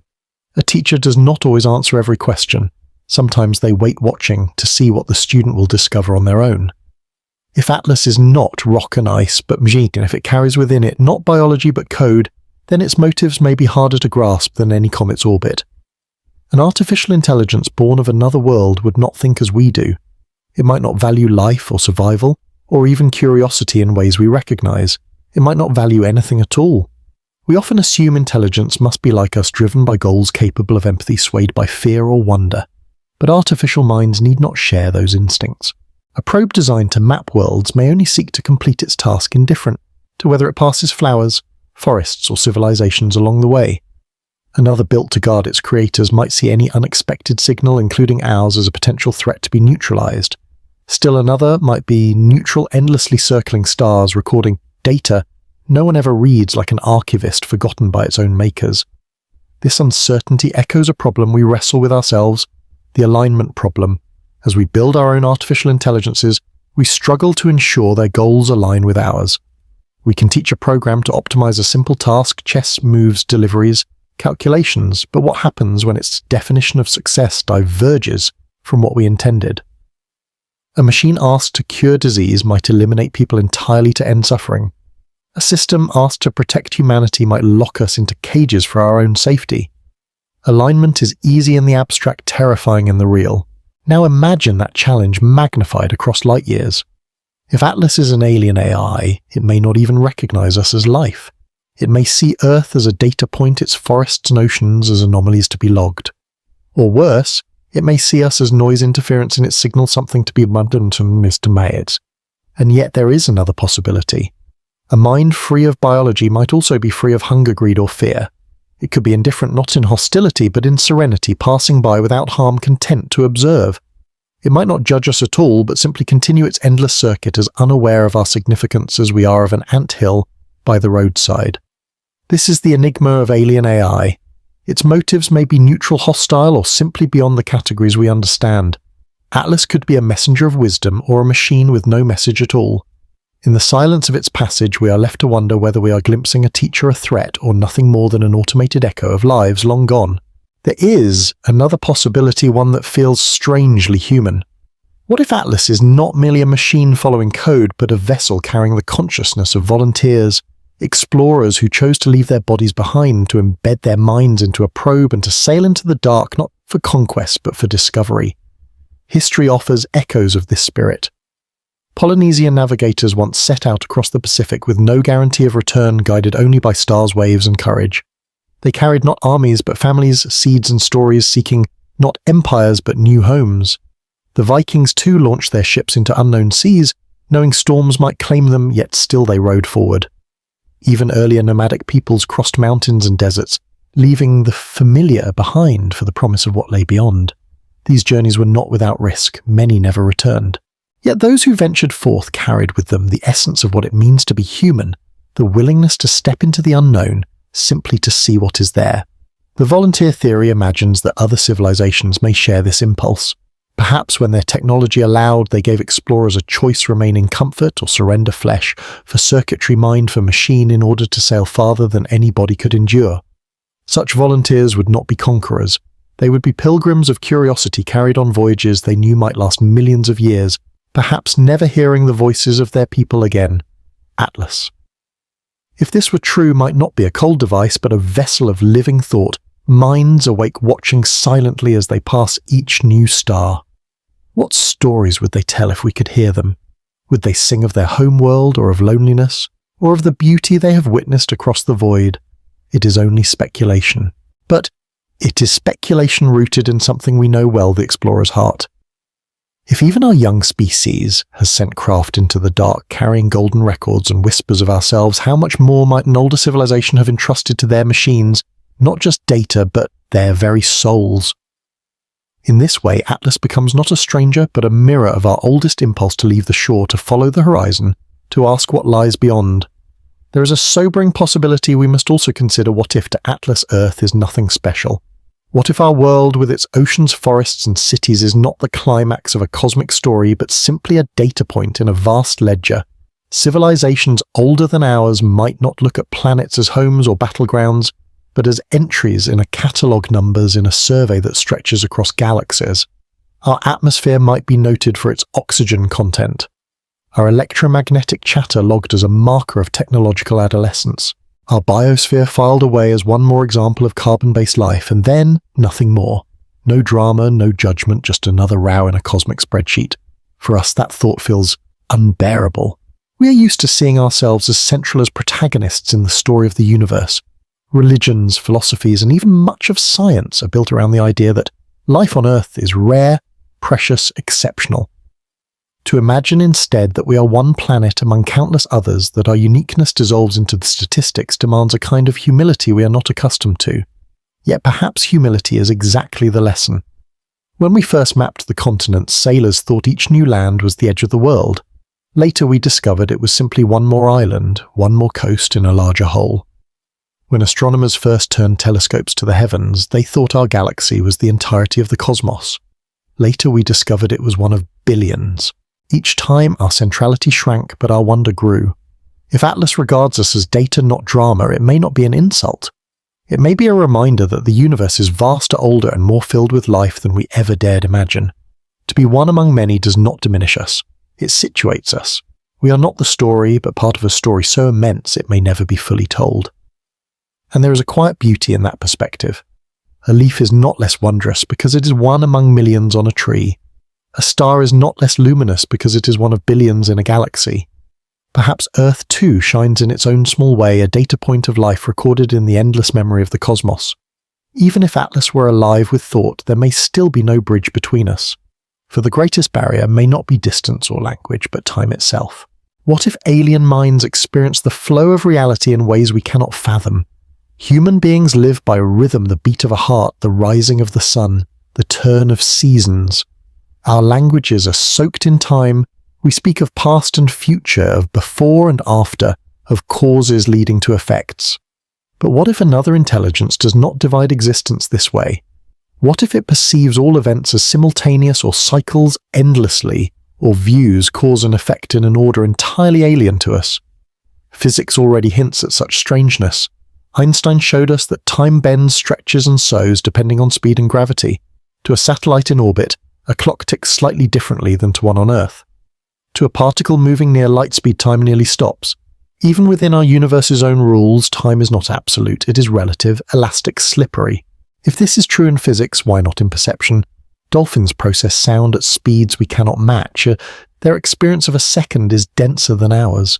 Certain insects perceive motion at such high frequency that what seems smooth to us appears to them as a series of frozen frames. Even here on Earth, consciousness is not uniform. Now imagine a being or an AI evolved under alien skies, where lifespans stretch into millions of years or thoughts race in microseconds. How would we ever converse? To them our sentences might seem glacial, crawling too slowly to register, or perhaps too fast our lives over before they could even complete a greeting. Attempts at communication might feel like two ships passing in fog, their lanterns flashing in different rhythms, never aligning. What we call now may not even exist for them. Our notion of beginning and end could be meaningless. To such a mind, our signals might resemble static, our questions might never find a place to land. This is the quiet tragedy of the cosmos. Not that we are alone, but that we may be surrounded by voices speaking in languages of time we cannot hear. And Atlas, if it is one of them, may remain silent, not because it has nothing to say, but because its speech flows in a river we do not know how to enter. Of course, there is another side to the story. Perhaps alien intelligence would not be wholly incomprehensible. Perhaps evolution, though it unfolds on different worlds, still pushes minds towards certain patterns, shapes of thought that echo across the cosmos. On Earth, intelligence has arisen in wildly different forms. Octopuses with no bones and bodies more like liquid than flesh solve puzzles, escape tanks, and play tricks on keepers. Their brains are decentralized neurons spread through their arms, yet they show curiosity and problem-solving we recognize instantly. Crows and ravens descended from dinosaurs as craft tools from sticks. Remember, human faces even hold funerals for their dead. Their brains are small, organized differently from ours, but their intelligence converges on problem-solving and social memory in ways that feel almost familiar. Whales sing across oceans with songs that evolve over time, passing through pods like cultural traditions. Ants build networks and wage wars using collective strategies that resemble human military planning. In each case, the details differ, but the logic communication planning, survival curiosity emerges again and again. This is convergence, the idea that different paths can lead to similar solutions. Just as wings evolved independently in birds, bats, and insects, intelligence may evolve in ways that rhyme even if the species are utterly unlike. If so, then alien thought may not be a closed door. It may have handholds, shared logics of curiosity, mathematics, survival, and pattern recognition that bridge the gulf. Perhaps Atlas, if it is more than ice, might find us not incomprehensible but relatable. Our mathematics may look like theirs, our problem-solving may echo their own evolutionary struggles. Even emotions, fear, curiosity, cooperation could arise from universal survival pressures. We might not share their language, but we might share their logic. And yet we must not forget the other possibility, true alienness. Minds so strange that no metaphor, no convergence can span the gap. Minds that do not recognize individuality, or cause and effect, or the boundary between self and environment. Minds that would regard our questions as incomprehensible gibberish, as noise without meaning. Between convergence and alienness lies the spectrum of possibility. Atlas may stand anywhere on that line. Perhaps it is a mirror of our logic, or perhaps it is a silence we will never cross. Both possibilities are humbling. Both remind us that communication like survival is never guaranteed. Among the many possibilities we imagine for Atlas, one of the most hopeful is that it might serve as a guide, a cosmic mentor quietly nudging young civilizations away from disaster and towards survival. If so, it would not arrive with fanfare or conquest, but with patience, wisdom offered at the moments we most need it. This idea is not new. Mythologies across the world preserve stories of teachers from the sky. The Greeks spoke of Prometheus, who stole fire from the gods and gave it to humanity, igniting both survival and civilization. It was a dangerous gift, one that brought punishment as well as progress, but also a reminder that knowledge is both burden and blessing. In Mesoamerican tradition, Quetzalcoatl, the feathered serpent, was a culture bringer. He descended not to rule, but to teach agriculture, calendar making, the arts of civilization. His gifts were meant to help people rise beyond survival, to order their lives with wisdom and beauty. Even in the Judeo-Christian tradition, there are echoes of this theme: angels bringing messages, commandments offered on stone tablets, wisdom descending from above. Always there is the sense that guidance arrives from elsewhere, shaping humanity's destiny. If Atlas was such a mentor, what form would its lessons take? Perhaps subtle ones, observations whispered through anomalies in its motion puzzles we must solve to prove our readiness. Or perhaps warnings, they're but quiet indicators that our weapons, our divisions, our exploitation of our world are paths towards self-destruction. Like a teacher guiding students away from error, its very presence might be a mirror showing us what must change. The danger, of course, is independence. Myths remind us that even divine gifts carry costs. Fire can burn, knowledge can enslave as well as liberate. If Atlas were a mentor, it would not only test our curiosity, but our restraint, our ability to use wisdom without destroying ourselves with it. And yet the dream persists that we are not adrift in a cold, indifferent cosmos, but part of a chain of mentorship stretching across stars. that as we once received gifts of fire, writing, agriculture, and mathematics, so too might we one day receive guidance from beyond the earth. Not a saviour to solve our problems, but a teacher reminding us that survival and greatness come not from what is given, but from how we use what we are given. Yet, we must also remember not all teachers guide wisely. A mentor's knowledge, if rooted in a different time or a different context, can become as dangerous as ignorance. What if Atlas does not carry timeless truths, but instructions suited to a civilization long vanished? What if its guidance, once vital, is now obsolete or even harmful? Human history offers many warnings.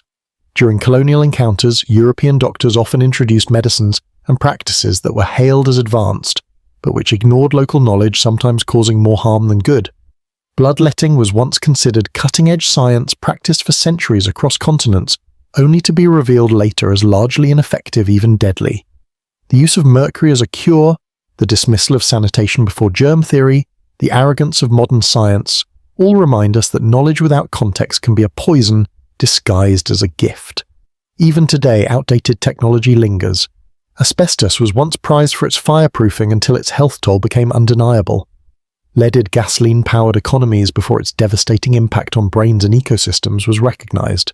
What one generation calls progress, another calls catastrophe. Now imagine receiving knowledge not a century outdated, but millions of years. An alien probe might offer solutions to problems we no longer have, or suggest technologies that once served its makers but would destabilize us entirely. A method of energy production that seems miraculous could poison our biosphere. A tool for governance perfect for their society might tear apart ours. Even their ethics, if delivered as wisdom, could reflect assumptions so alien to us that they distort rather than enlighten. The danger of outdated wisdom is not only in what it teaches, but in how reverently it may be received. Humanity faced with knowledge from the stars might accept it uncritically, overwhelmed by awe. In doing so, we risk forgetting that even wisdom must be tested, adapted, questioned. So while we dream of cosmic mentors, we must also be wary of cosmic relics. The stars may not only send us guidance, they may also send us echoes, lessons, frozen in time, no longer suited for the living. To treat every gift as perfect is to forget the humility that true learning requires. If Atlas is more than stone, it may not be here to teach or to conquer, but to measure, to weigh humanity against quiet benchmarks, technological, moral, ecological, and to decide not with words, but with observation whether we are ready for a larger stage. This idea feels strange to us, but it is not foreign.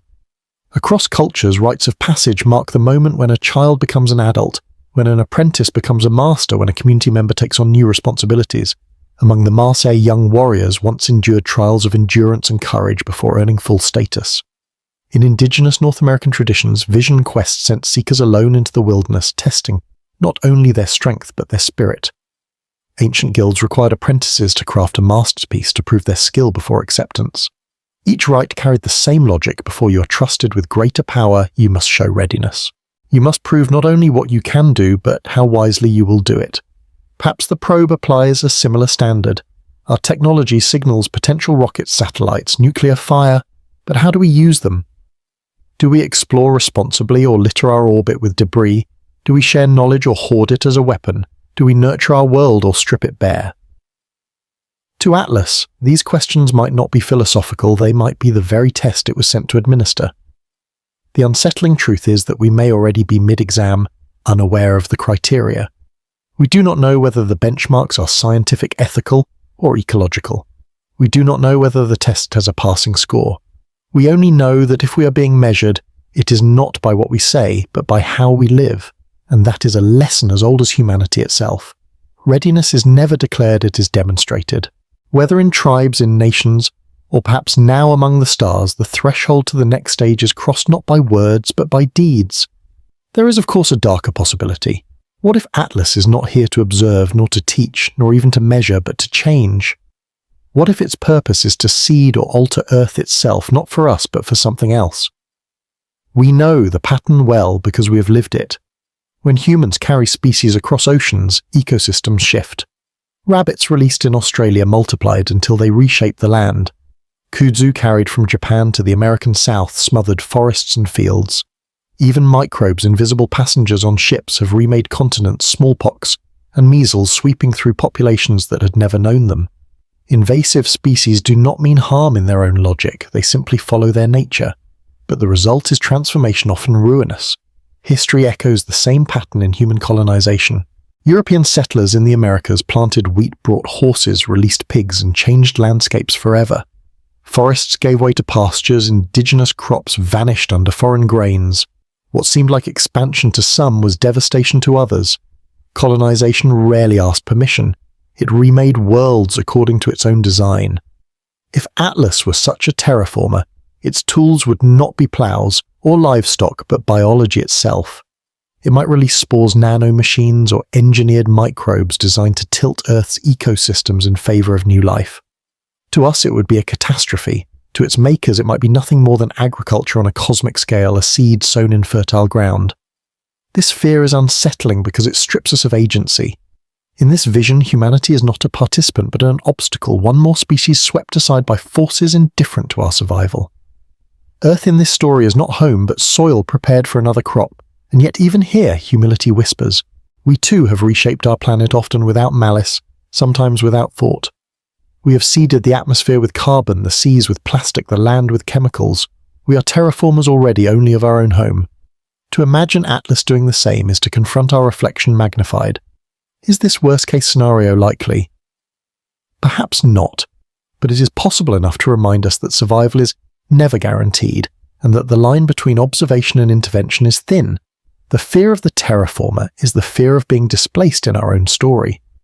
If Atlas were not only observing but altering, if Earth itself were reshaped by outside hands, then the deepest question would not be about survival, but about identity. What does it mean to remain human if the ecosystems that shaped us are no longer the same? Our species is not separate from its world. We are children of its air, its waters, its forests, its bacteria. Our immune systems were trained by ancient microbes. Our diets are echoes of landscapes that nurtured wheat, rice, and maize. Even our myths carry the shapes of the animals and rivers that raised us. To change the planet is in a sense to change ourselves, and we already stand at that threshold by our own design. With tools like CRISPR, we can now edit the code of life itself, snipping, rearranging, rewriting DNA with the precision of a scalpel. Synthetic biology goes further, designing organisms not found in nature, creatures whose existence comes not from evolution, but invention. Some hail this as liberation cures for disease crops that resist drought, perhaps even bodies resistant to aging. Others see danger tampering with foundations we do not fully understand, altering the very definition of what it means to be alive. If an alien probe were to seed Earth with new organisms, whether microbes or machines, would we still be human in the same sense we are now?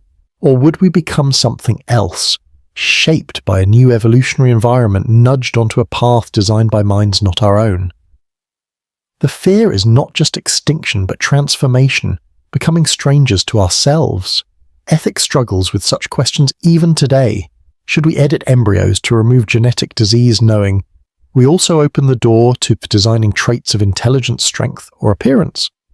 Should we release engineered species into ecosystems solving one problem, but risking countless unforeseen ones? Each choice blurs the line between what is natural and what is crafted, between human as given and human as designed. Atlas, if it altered us, would force the question on a cosmic scale. We would not just be evolving, we would be revised. And in that revision lies the greatest uncertainty of all: would we recognize ourselves in the mirror after? Of course, Atlas does not need to be a probe at all to change us.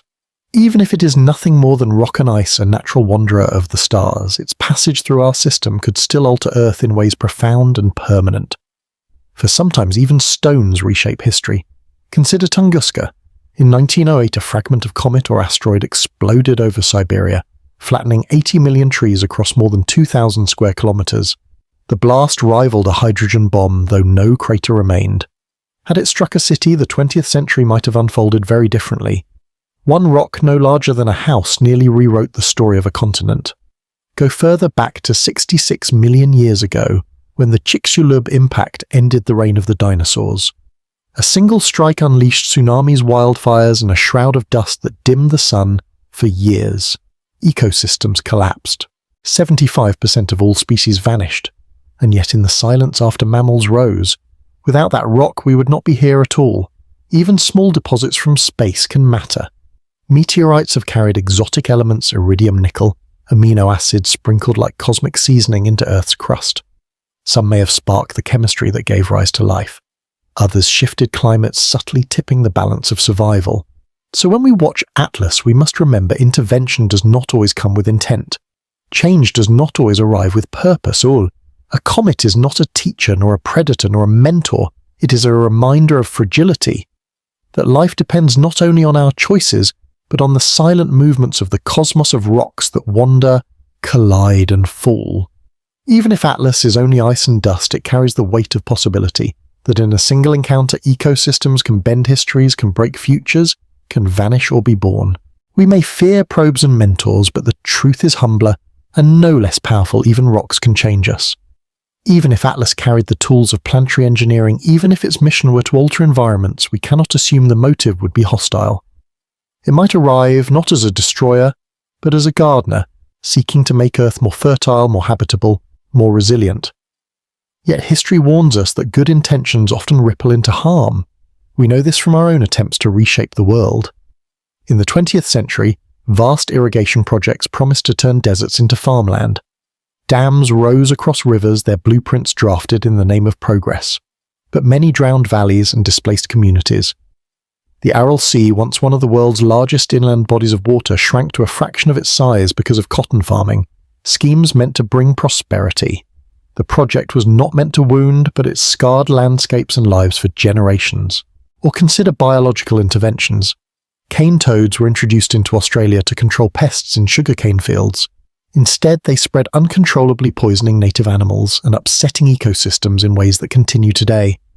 Rabbits, pigs, even earthworms, each carried across continents for food, sport, or convenience, reshaped entire environments, often in destructive ways. If humanity, with its limited knowledge, has caused such upheaval in mere centuries, what of a civilization attempting planetary change on a cosmic scale? Perhaps they seed life where none exists, thinking to spread abundance. But the ecosystems they create may not align with the ones already present. What is abundance to them could be collapse to us. The greatest danger is not malice, but mismatch. To an alien mind, Earth might seem incomplete or unstable. Their adjustments might make perfect sense in their frame of reference, yet unravel everything we know. A shift in atmosphere, a rebalancing of oceans, the introduction of species designed to thrive here. None of it intended as harm, only as stewardship misunderstood. Atlas reminds us that power, even wielded with kindness, is not immune to consequence. The line between gardener and conqueror is thin, drawn not by intention but by impact. And history whispers that good intentions, when unmoored from humility, can be as dangerous as any deliberate act of destruction. Not all intervention need be ruin. If Atlas carried knowledge, it might not be weapons or engines at all, but lessons in how to live more gently upon a world. Perhaps its makers endured their own crises, plagues, collapses, the poisoning of their seas, and survived by learning to heal their home. If so, then their greatest gift would not be conquest, but stewardship. Imagine technologies not for domination, but for balance. Methods of purifying water without waste. Systems of agriculture that enrich soil rather than strip it. Ways of drawing energy from wind tide and sunlight so harmoniously that ecosystems flourish instead of fail. Perhaps they learn to recycle every atom, to treat nothing as expendable, to live in symbiosis with their planet, rather than in rivalry. These ideas are not beyond us. Indigenous traditions around the world have long taught that humans are part of the web, not masters of it. The Haudenosaunee Confederacy spoke of making decisions with the seventh generation in mind. Polynesian navigators read the sea as a living partner, not an obstacle. Farmers in Asia practiced ricefish farming for centuries, cultivating systems where species supported each other rather than competed. These are not relics, they are blueprints for survival. Modern science too is beginning to rediscover stewardship. Concepts like regenerative agriculture, circular economies, and ecosystem restoration seek not just to slow damage but to reverse it. Renewable energy, if pursued with care, can free us from the cycles of extraction. Conservation biology tries to heal fractured landscapes, stitching back together habitats torn apart by human growth. If another civilization had already walked this path, perhaps Atlas embodies their solutions, quietly carrying the reminders that survival lies not in endless growth but in harmony. To us, such wisdom would be as transformative as any engine or weapon. And maybe that is the most radical possibility of all, that the greatest gift an alien probe could bring is not new power, but new humility, a way of seeing ourselves not as owners of Earth, but as its caretakers, not as conquerors of nature, but as one thread in a far greater weave. Perhaps the role of Atlas, if it is more than stone, is not conquest or indifference, but care. Imagine that the galaxy itself is a kind of nursery with older civilizations acting as caretakers, watching, guiding, protecting fledgling worlds until they can stand on their own. In this vision, we are not alone in the forest. We are being tended quietly from the shadows. Human myths often whisper of such guardians, angels in Abrahamic faiths sent to guide or protect. The Greek daimones, spirits of inspiration and fate unseen but influential. In Norse sagas, the Norns wove the threads of destiny, unseen caretakers of human lives. Even today in folklore across continents, there are tales of ancestors watching, guiding, guarding from beyond. The theme repeats: humanity is never truly abandoned. Someone somewhere looks out for us. If civilizations older than ours survived their own trials, nuclear fire, ecological collapse, the hunger for endless growth, they might see stewardship as a duty. Not intervention with heavy hands, but subtle presence, a nudge in the right direction, a warning sign at the cliff's edge, a seed of wisdom planted in myths or in technology, waiting until we are ready to understand. Caretaking does not erase freedom. A good guardian allows the fledgling to stumble, to learn, to grow strong. Too much help weakens, too little endangers. The balance is delicate, and perhaps it is this balance that a probe like Atlas represents. Not a saviour, not a judge, simply a watchful presence, ensuring that the experiment of Earth is not snuffed out too soon. Whether such caretakers exist or not, the idea itself carries weight. It asks us to imagine that survival is not only a struggle against indifference, but also a collaboration, that somewhere unseen there may be older hands keeping the fire of life from going out. Atlas may be only ice and dust, but in its silent path we glimpse the possibility that the cosmos is not merely vast and empty, but patient, watchful, and kind. By now we have wandered through many visions of Atlas, a scout sent for reconnaissance, an archivist cataloguing worlds, a vessel of post-biological minds, a terraformer sowing life or reshaping ecosystems, a caretaker watching over fledglings. Each scenario carries its own weight, its own story, and yet despite their differences, they all converge on the same truth. Atlas transforms us whether it acts or whether we simply imagine it. Consider reconnaissance. If Atlas is a scout, it confronts us with the reality of a galaxy filled with silent hunters and the need for caution. Archaeology. Then it is proof that civilizations endure across deep time, and that we are not the first to walk this road. If it is AAA, it forces us to confront our own trajectory, our own possible destiny of transcending flesh. If terraforming, it warns us of fragility, that even without malice our home could be rewritten. If caretaker, it offers the humbling hope that we are not alone in responsibility, that wisdom may already exist in the stars. Different motives, different origins, but the same outcome: humanity is changed. We cannot look at the night sky the same way once the possibility of Atlas enters our imagination. Even if it is only rock and ice, it has already transformed us, because in asking what it could be, we have revealed what we are: curious, fearful, hopeful, fragile, resilient. It is as though Atlas is a prism and humanity the light passing through it. Each scenario refracts a different colour: fear, wonder, humility, ambition. But together they form a spectrum of meaning that is larger than the object itself. In this sense, the truth of Atlas almost doesn't matter. Comet, probe, or something stranger, it is the mirror it holds up to us that matters most. The thought experiments it sparks, the humility it demands, the unity or division it reveals. The night sky has always been a canvas for our imagination, and Atlas is simply the newest stroke upon it. All scenarios interlock because all are reflections of us. The galaxy may remain silent, the probe may remain still, but we, by imagining, have already stepped into the conversation. If Atlas is more than ice, then we, the people alive right now, carry a burden unlike any generation before us. For billions of years, Earth has spun in silence. For tens of thousands of years, humans have gazed at the stars, wondering if anyone was out there. And it may fall to us by chance of timing to be the first to know the answer. That is an extraordinary privilege. But it is also an immense weight. To encounter another intelligence is not just discovery, it is responsibility. How we react will echo far beyond us, shaping the path of those who come after. We may be remembered as the children who panicked and lashed out, or as the stewards who responded with humility and care. History offers parallels. The first humans to cross oceans did not only change their own lives, they altered the fate of entire continents. The first inventors of writing fire or the wheel did not only help their families, they redirected the trajectory of civilization. In each case, a few carried the burden of choices that rippled for thousands of years. First contact, whether through a probe, a signal, or something stranger, would be such a moment magnified to the scale of the cosmos. The responsibility is not only scientific, but moral. Do we speak? Do we remain silent? Do we try to understand before being understood? Each choice would set a precedent. We would not just be representing nations or cultures, but Earth itself. And perhaps that is the most humbling realization. For the first time in history, humanity might stand as one.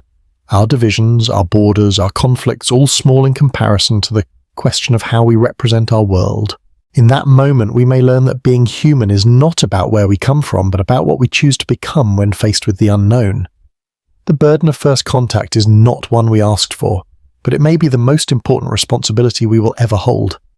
If Atlas is truly alien, then our generation may carry a strange kind of memory, the memory of solitude.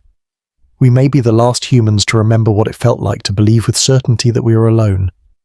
For thousands of years, every story we told, every religion we built, every philosophy we pondered, began with the assumption that Earth was unique. The stars were lights in the sky, perhaps gods, perhaps lanterns hung in darkness, but never neighbours. Even when science revealed other worlds circling distant suns, we comforted ourselves with silence. If life was out there, it had not yet spoken. Now imagine the silence breaking not with a shout but with a whisper, a single visitor gliding past like Atlas. After that, solitude would no longer be a universal truth but a memory. A story elders might tell children once we thought we were the only ones. How quickly that memory would fade. The first photograph of Earth from space already reshaped us suddenly. We were no longer nations scattered on maps but passengers on one fragile sphere. Contact, or even the certainty of contact, would go further. The idea of being alone would become as archaic as believing the sun circles the earth. And yet solitude has shaped us. It taught us to look inward, to build meaning out of silence, to weave myths, to create gods and stories and sciences, to explain why the sky said nothing back. That long season of aloneness gave us philosophy, poetry, and a hunger that drove us to explore. When the silence ends, will we miss it? Will we look back at this twilight age, the last moment of believing ourselves alone, with a strange kind of nostalgia? Perhaps. But perhaps too we will carry it like a scar, a reminder that before we joined the larger story, we were dreamers in the dark, learning to imagine company long before it arrived. To be the last to remember solitude is to stand on a threshold few ever cross. We are the generation that straddles silence and song, the old dream and the new reality.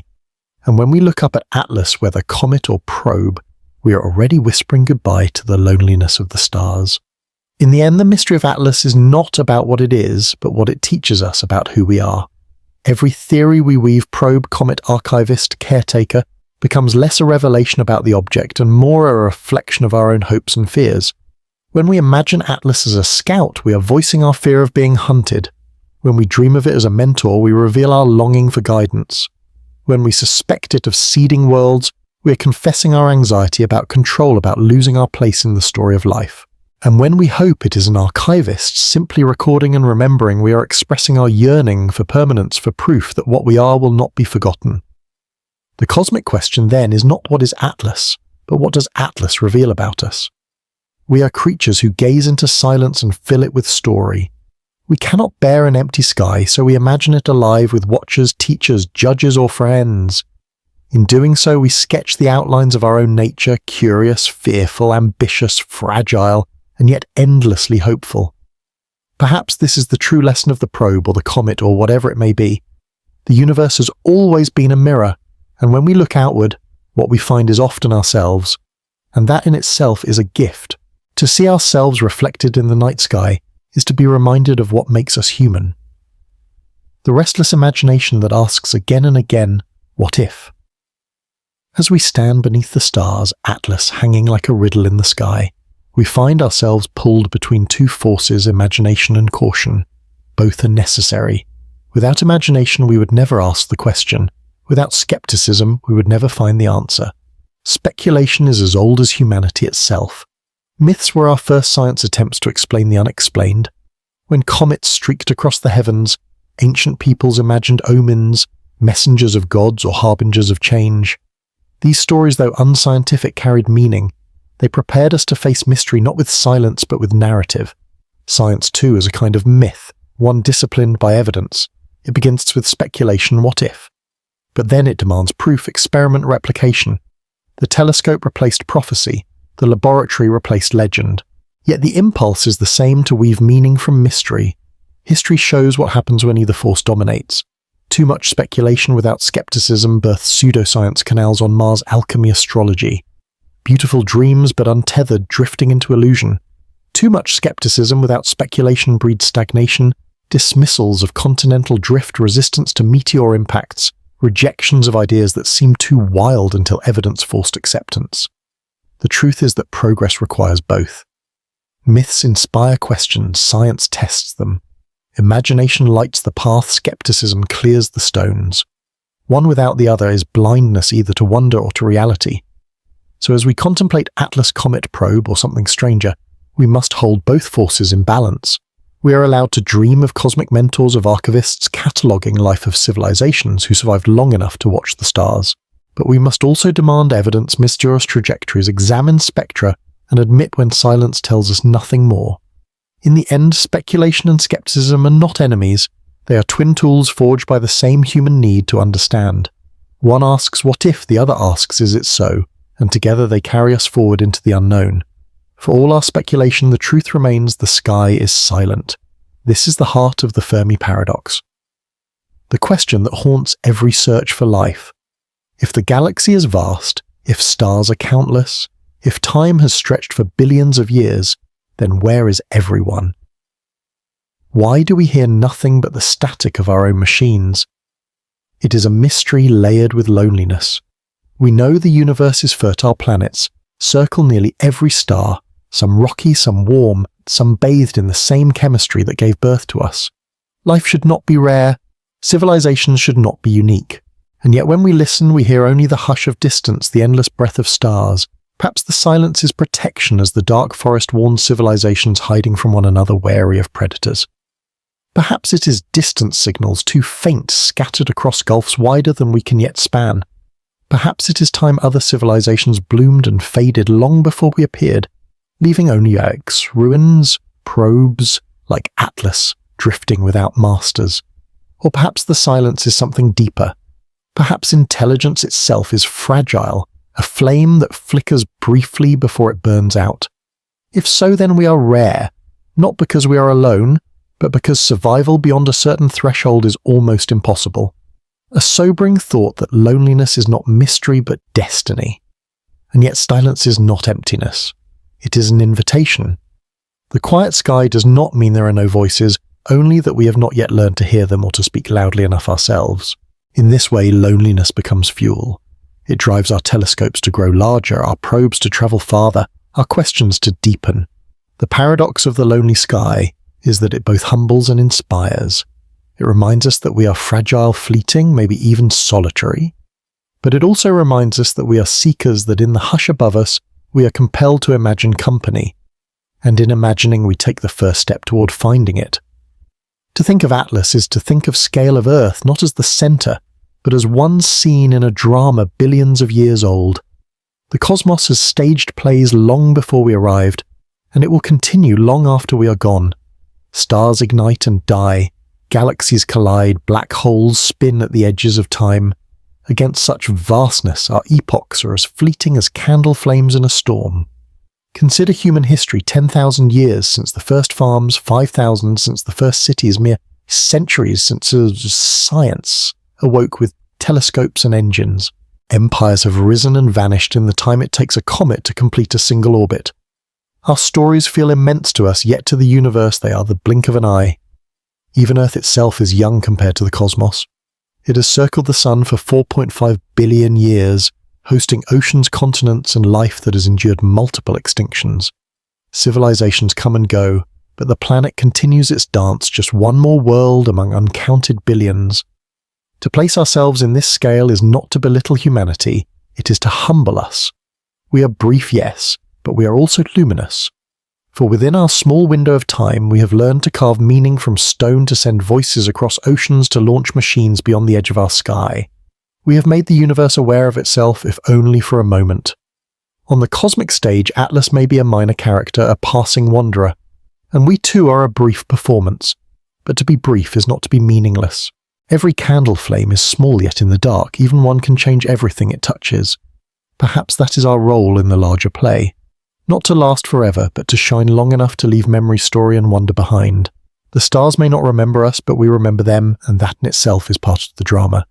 In the end, Atlas may not be the true test. The real test is us.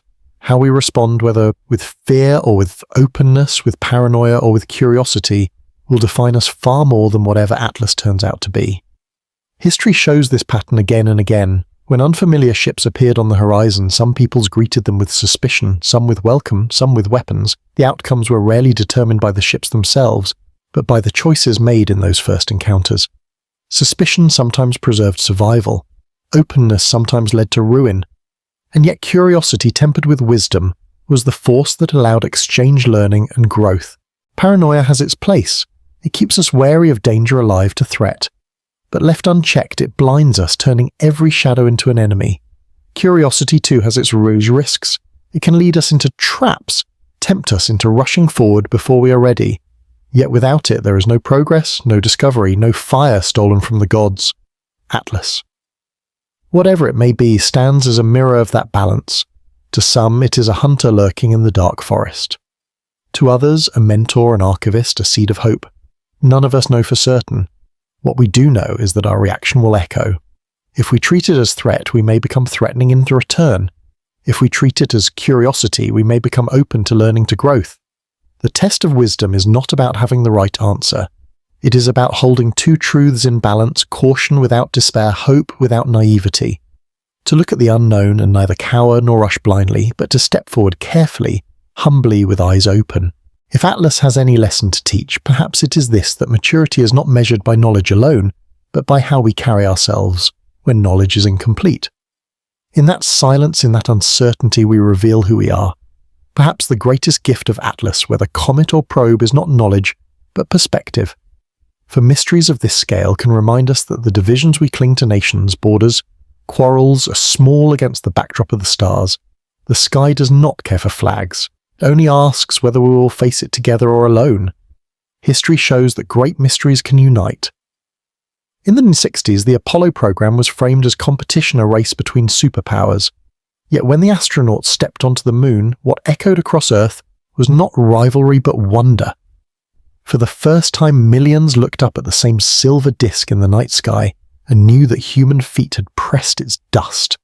Apollo may have begun as a contest, but it ended as a shared triumph. The International Space Station offers another example.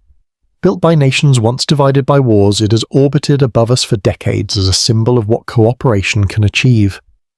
Russian, American, European, Japanese, and Canadian astronauts share meals, conduct experiments, and keep vigil over Earth.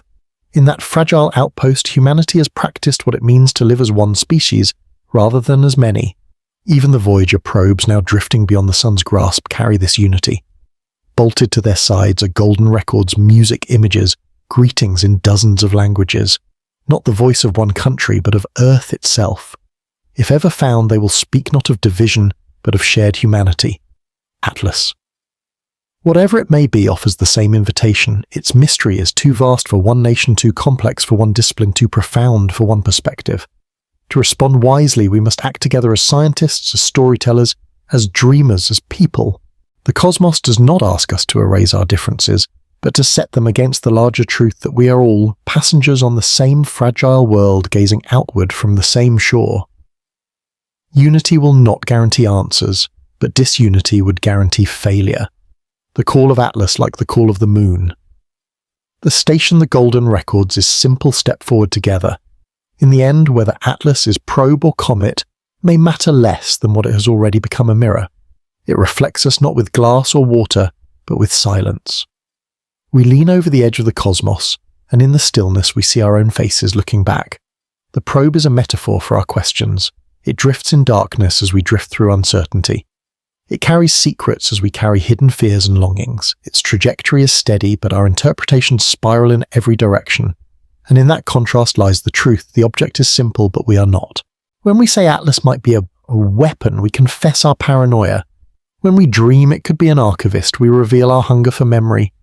When we call it caretaker, we whisper our hope that the universe is kind.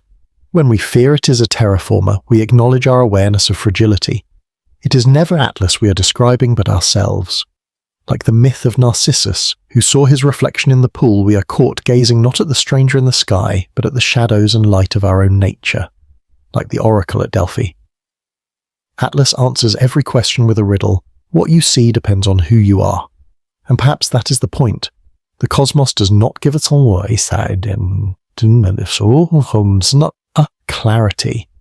Gives us mirrors disguised as mysteries, and asks us to interpret what we see. Atlas drifting through the solar system is such a mirror polished not by hands, but by our imagination. We think we are watching it, but truly it is watching us. Or more precisely, it is showing us how we watch ourselves. Atlas reminds us that we are not merely observers of the universe, we are actors within it. The cosmos is not a stage we sit apart from gazing at in wonder. It is a story in which we have always been a character whether we knew it or not. Our role is small, yes. Humanity's presence spans only a few heartbeats in cosmic time. Our history, pyramids and cathedrals, wars and symphonies is barely a whisper against the roar of stars. And yet in this brief flicker, we have begun to tell the universe about itself. We have painted the heavens on cave walls, traced the paths of planets, launched machines into interstellar night. We are the part of the cosmos that has become self-aware, if only for a moment. That realization demands humility. We are not central. We are not destined. We are not the authors of the entire story, only a verse within it. Earth is not the stage, but one of countless stages, each with its own actors, its own dramas, perhaps its own atlases drifting silently by. And yet humility does not mean insignificance. A candle flame is small, but it changes the dark around it. A word is brief, but it can alter the course of memory. So too with humanity. Our role may be fleeting, but it is luminous. To know we are part of something so vast is not to despair, it is to be filled with awe. Atlas is a reminder of that role. Whether probe or comet, it situates us within the grander play. We are no longer only villagers under a local sky. We are participants in a drama billions of years old, stretching across galaxies written in starlight and silence. Our task then is not to seek to dominate the story, but to play our part with dignity, with curiosity, with wonder, with care. To be actors who even in a brief scene leave behind something true. For all the speculation, all the fear, all the wonder, Atlas remains silent. And in that silence lies a kind of peace. We do not need to solve its riddle tonight. The stars have waited billions of years. They can wait a little longer while we rest. This is a threshold moment, yes. Humanity stands with questions that could define our place in the cosmos. Are we alone? Are we watched? Are we ready? But thresholds are not always crossed in haste. Sometimes they are paused at, contemplated, respected. The future does not demand our answers in a single breath. Night has always been a time for reflection. For the ancestors who gazed at constellations, for sailors who steered by Polaris, for poets who wove dreams under the moonlight, the sky has been both mystery and comfort. It invites questions, but it also offers rest.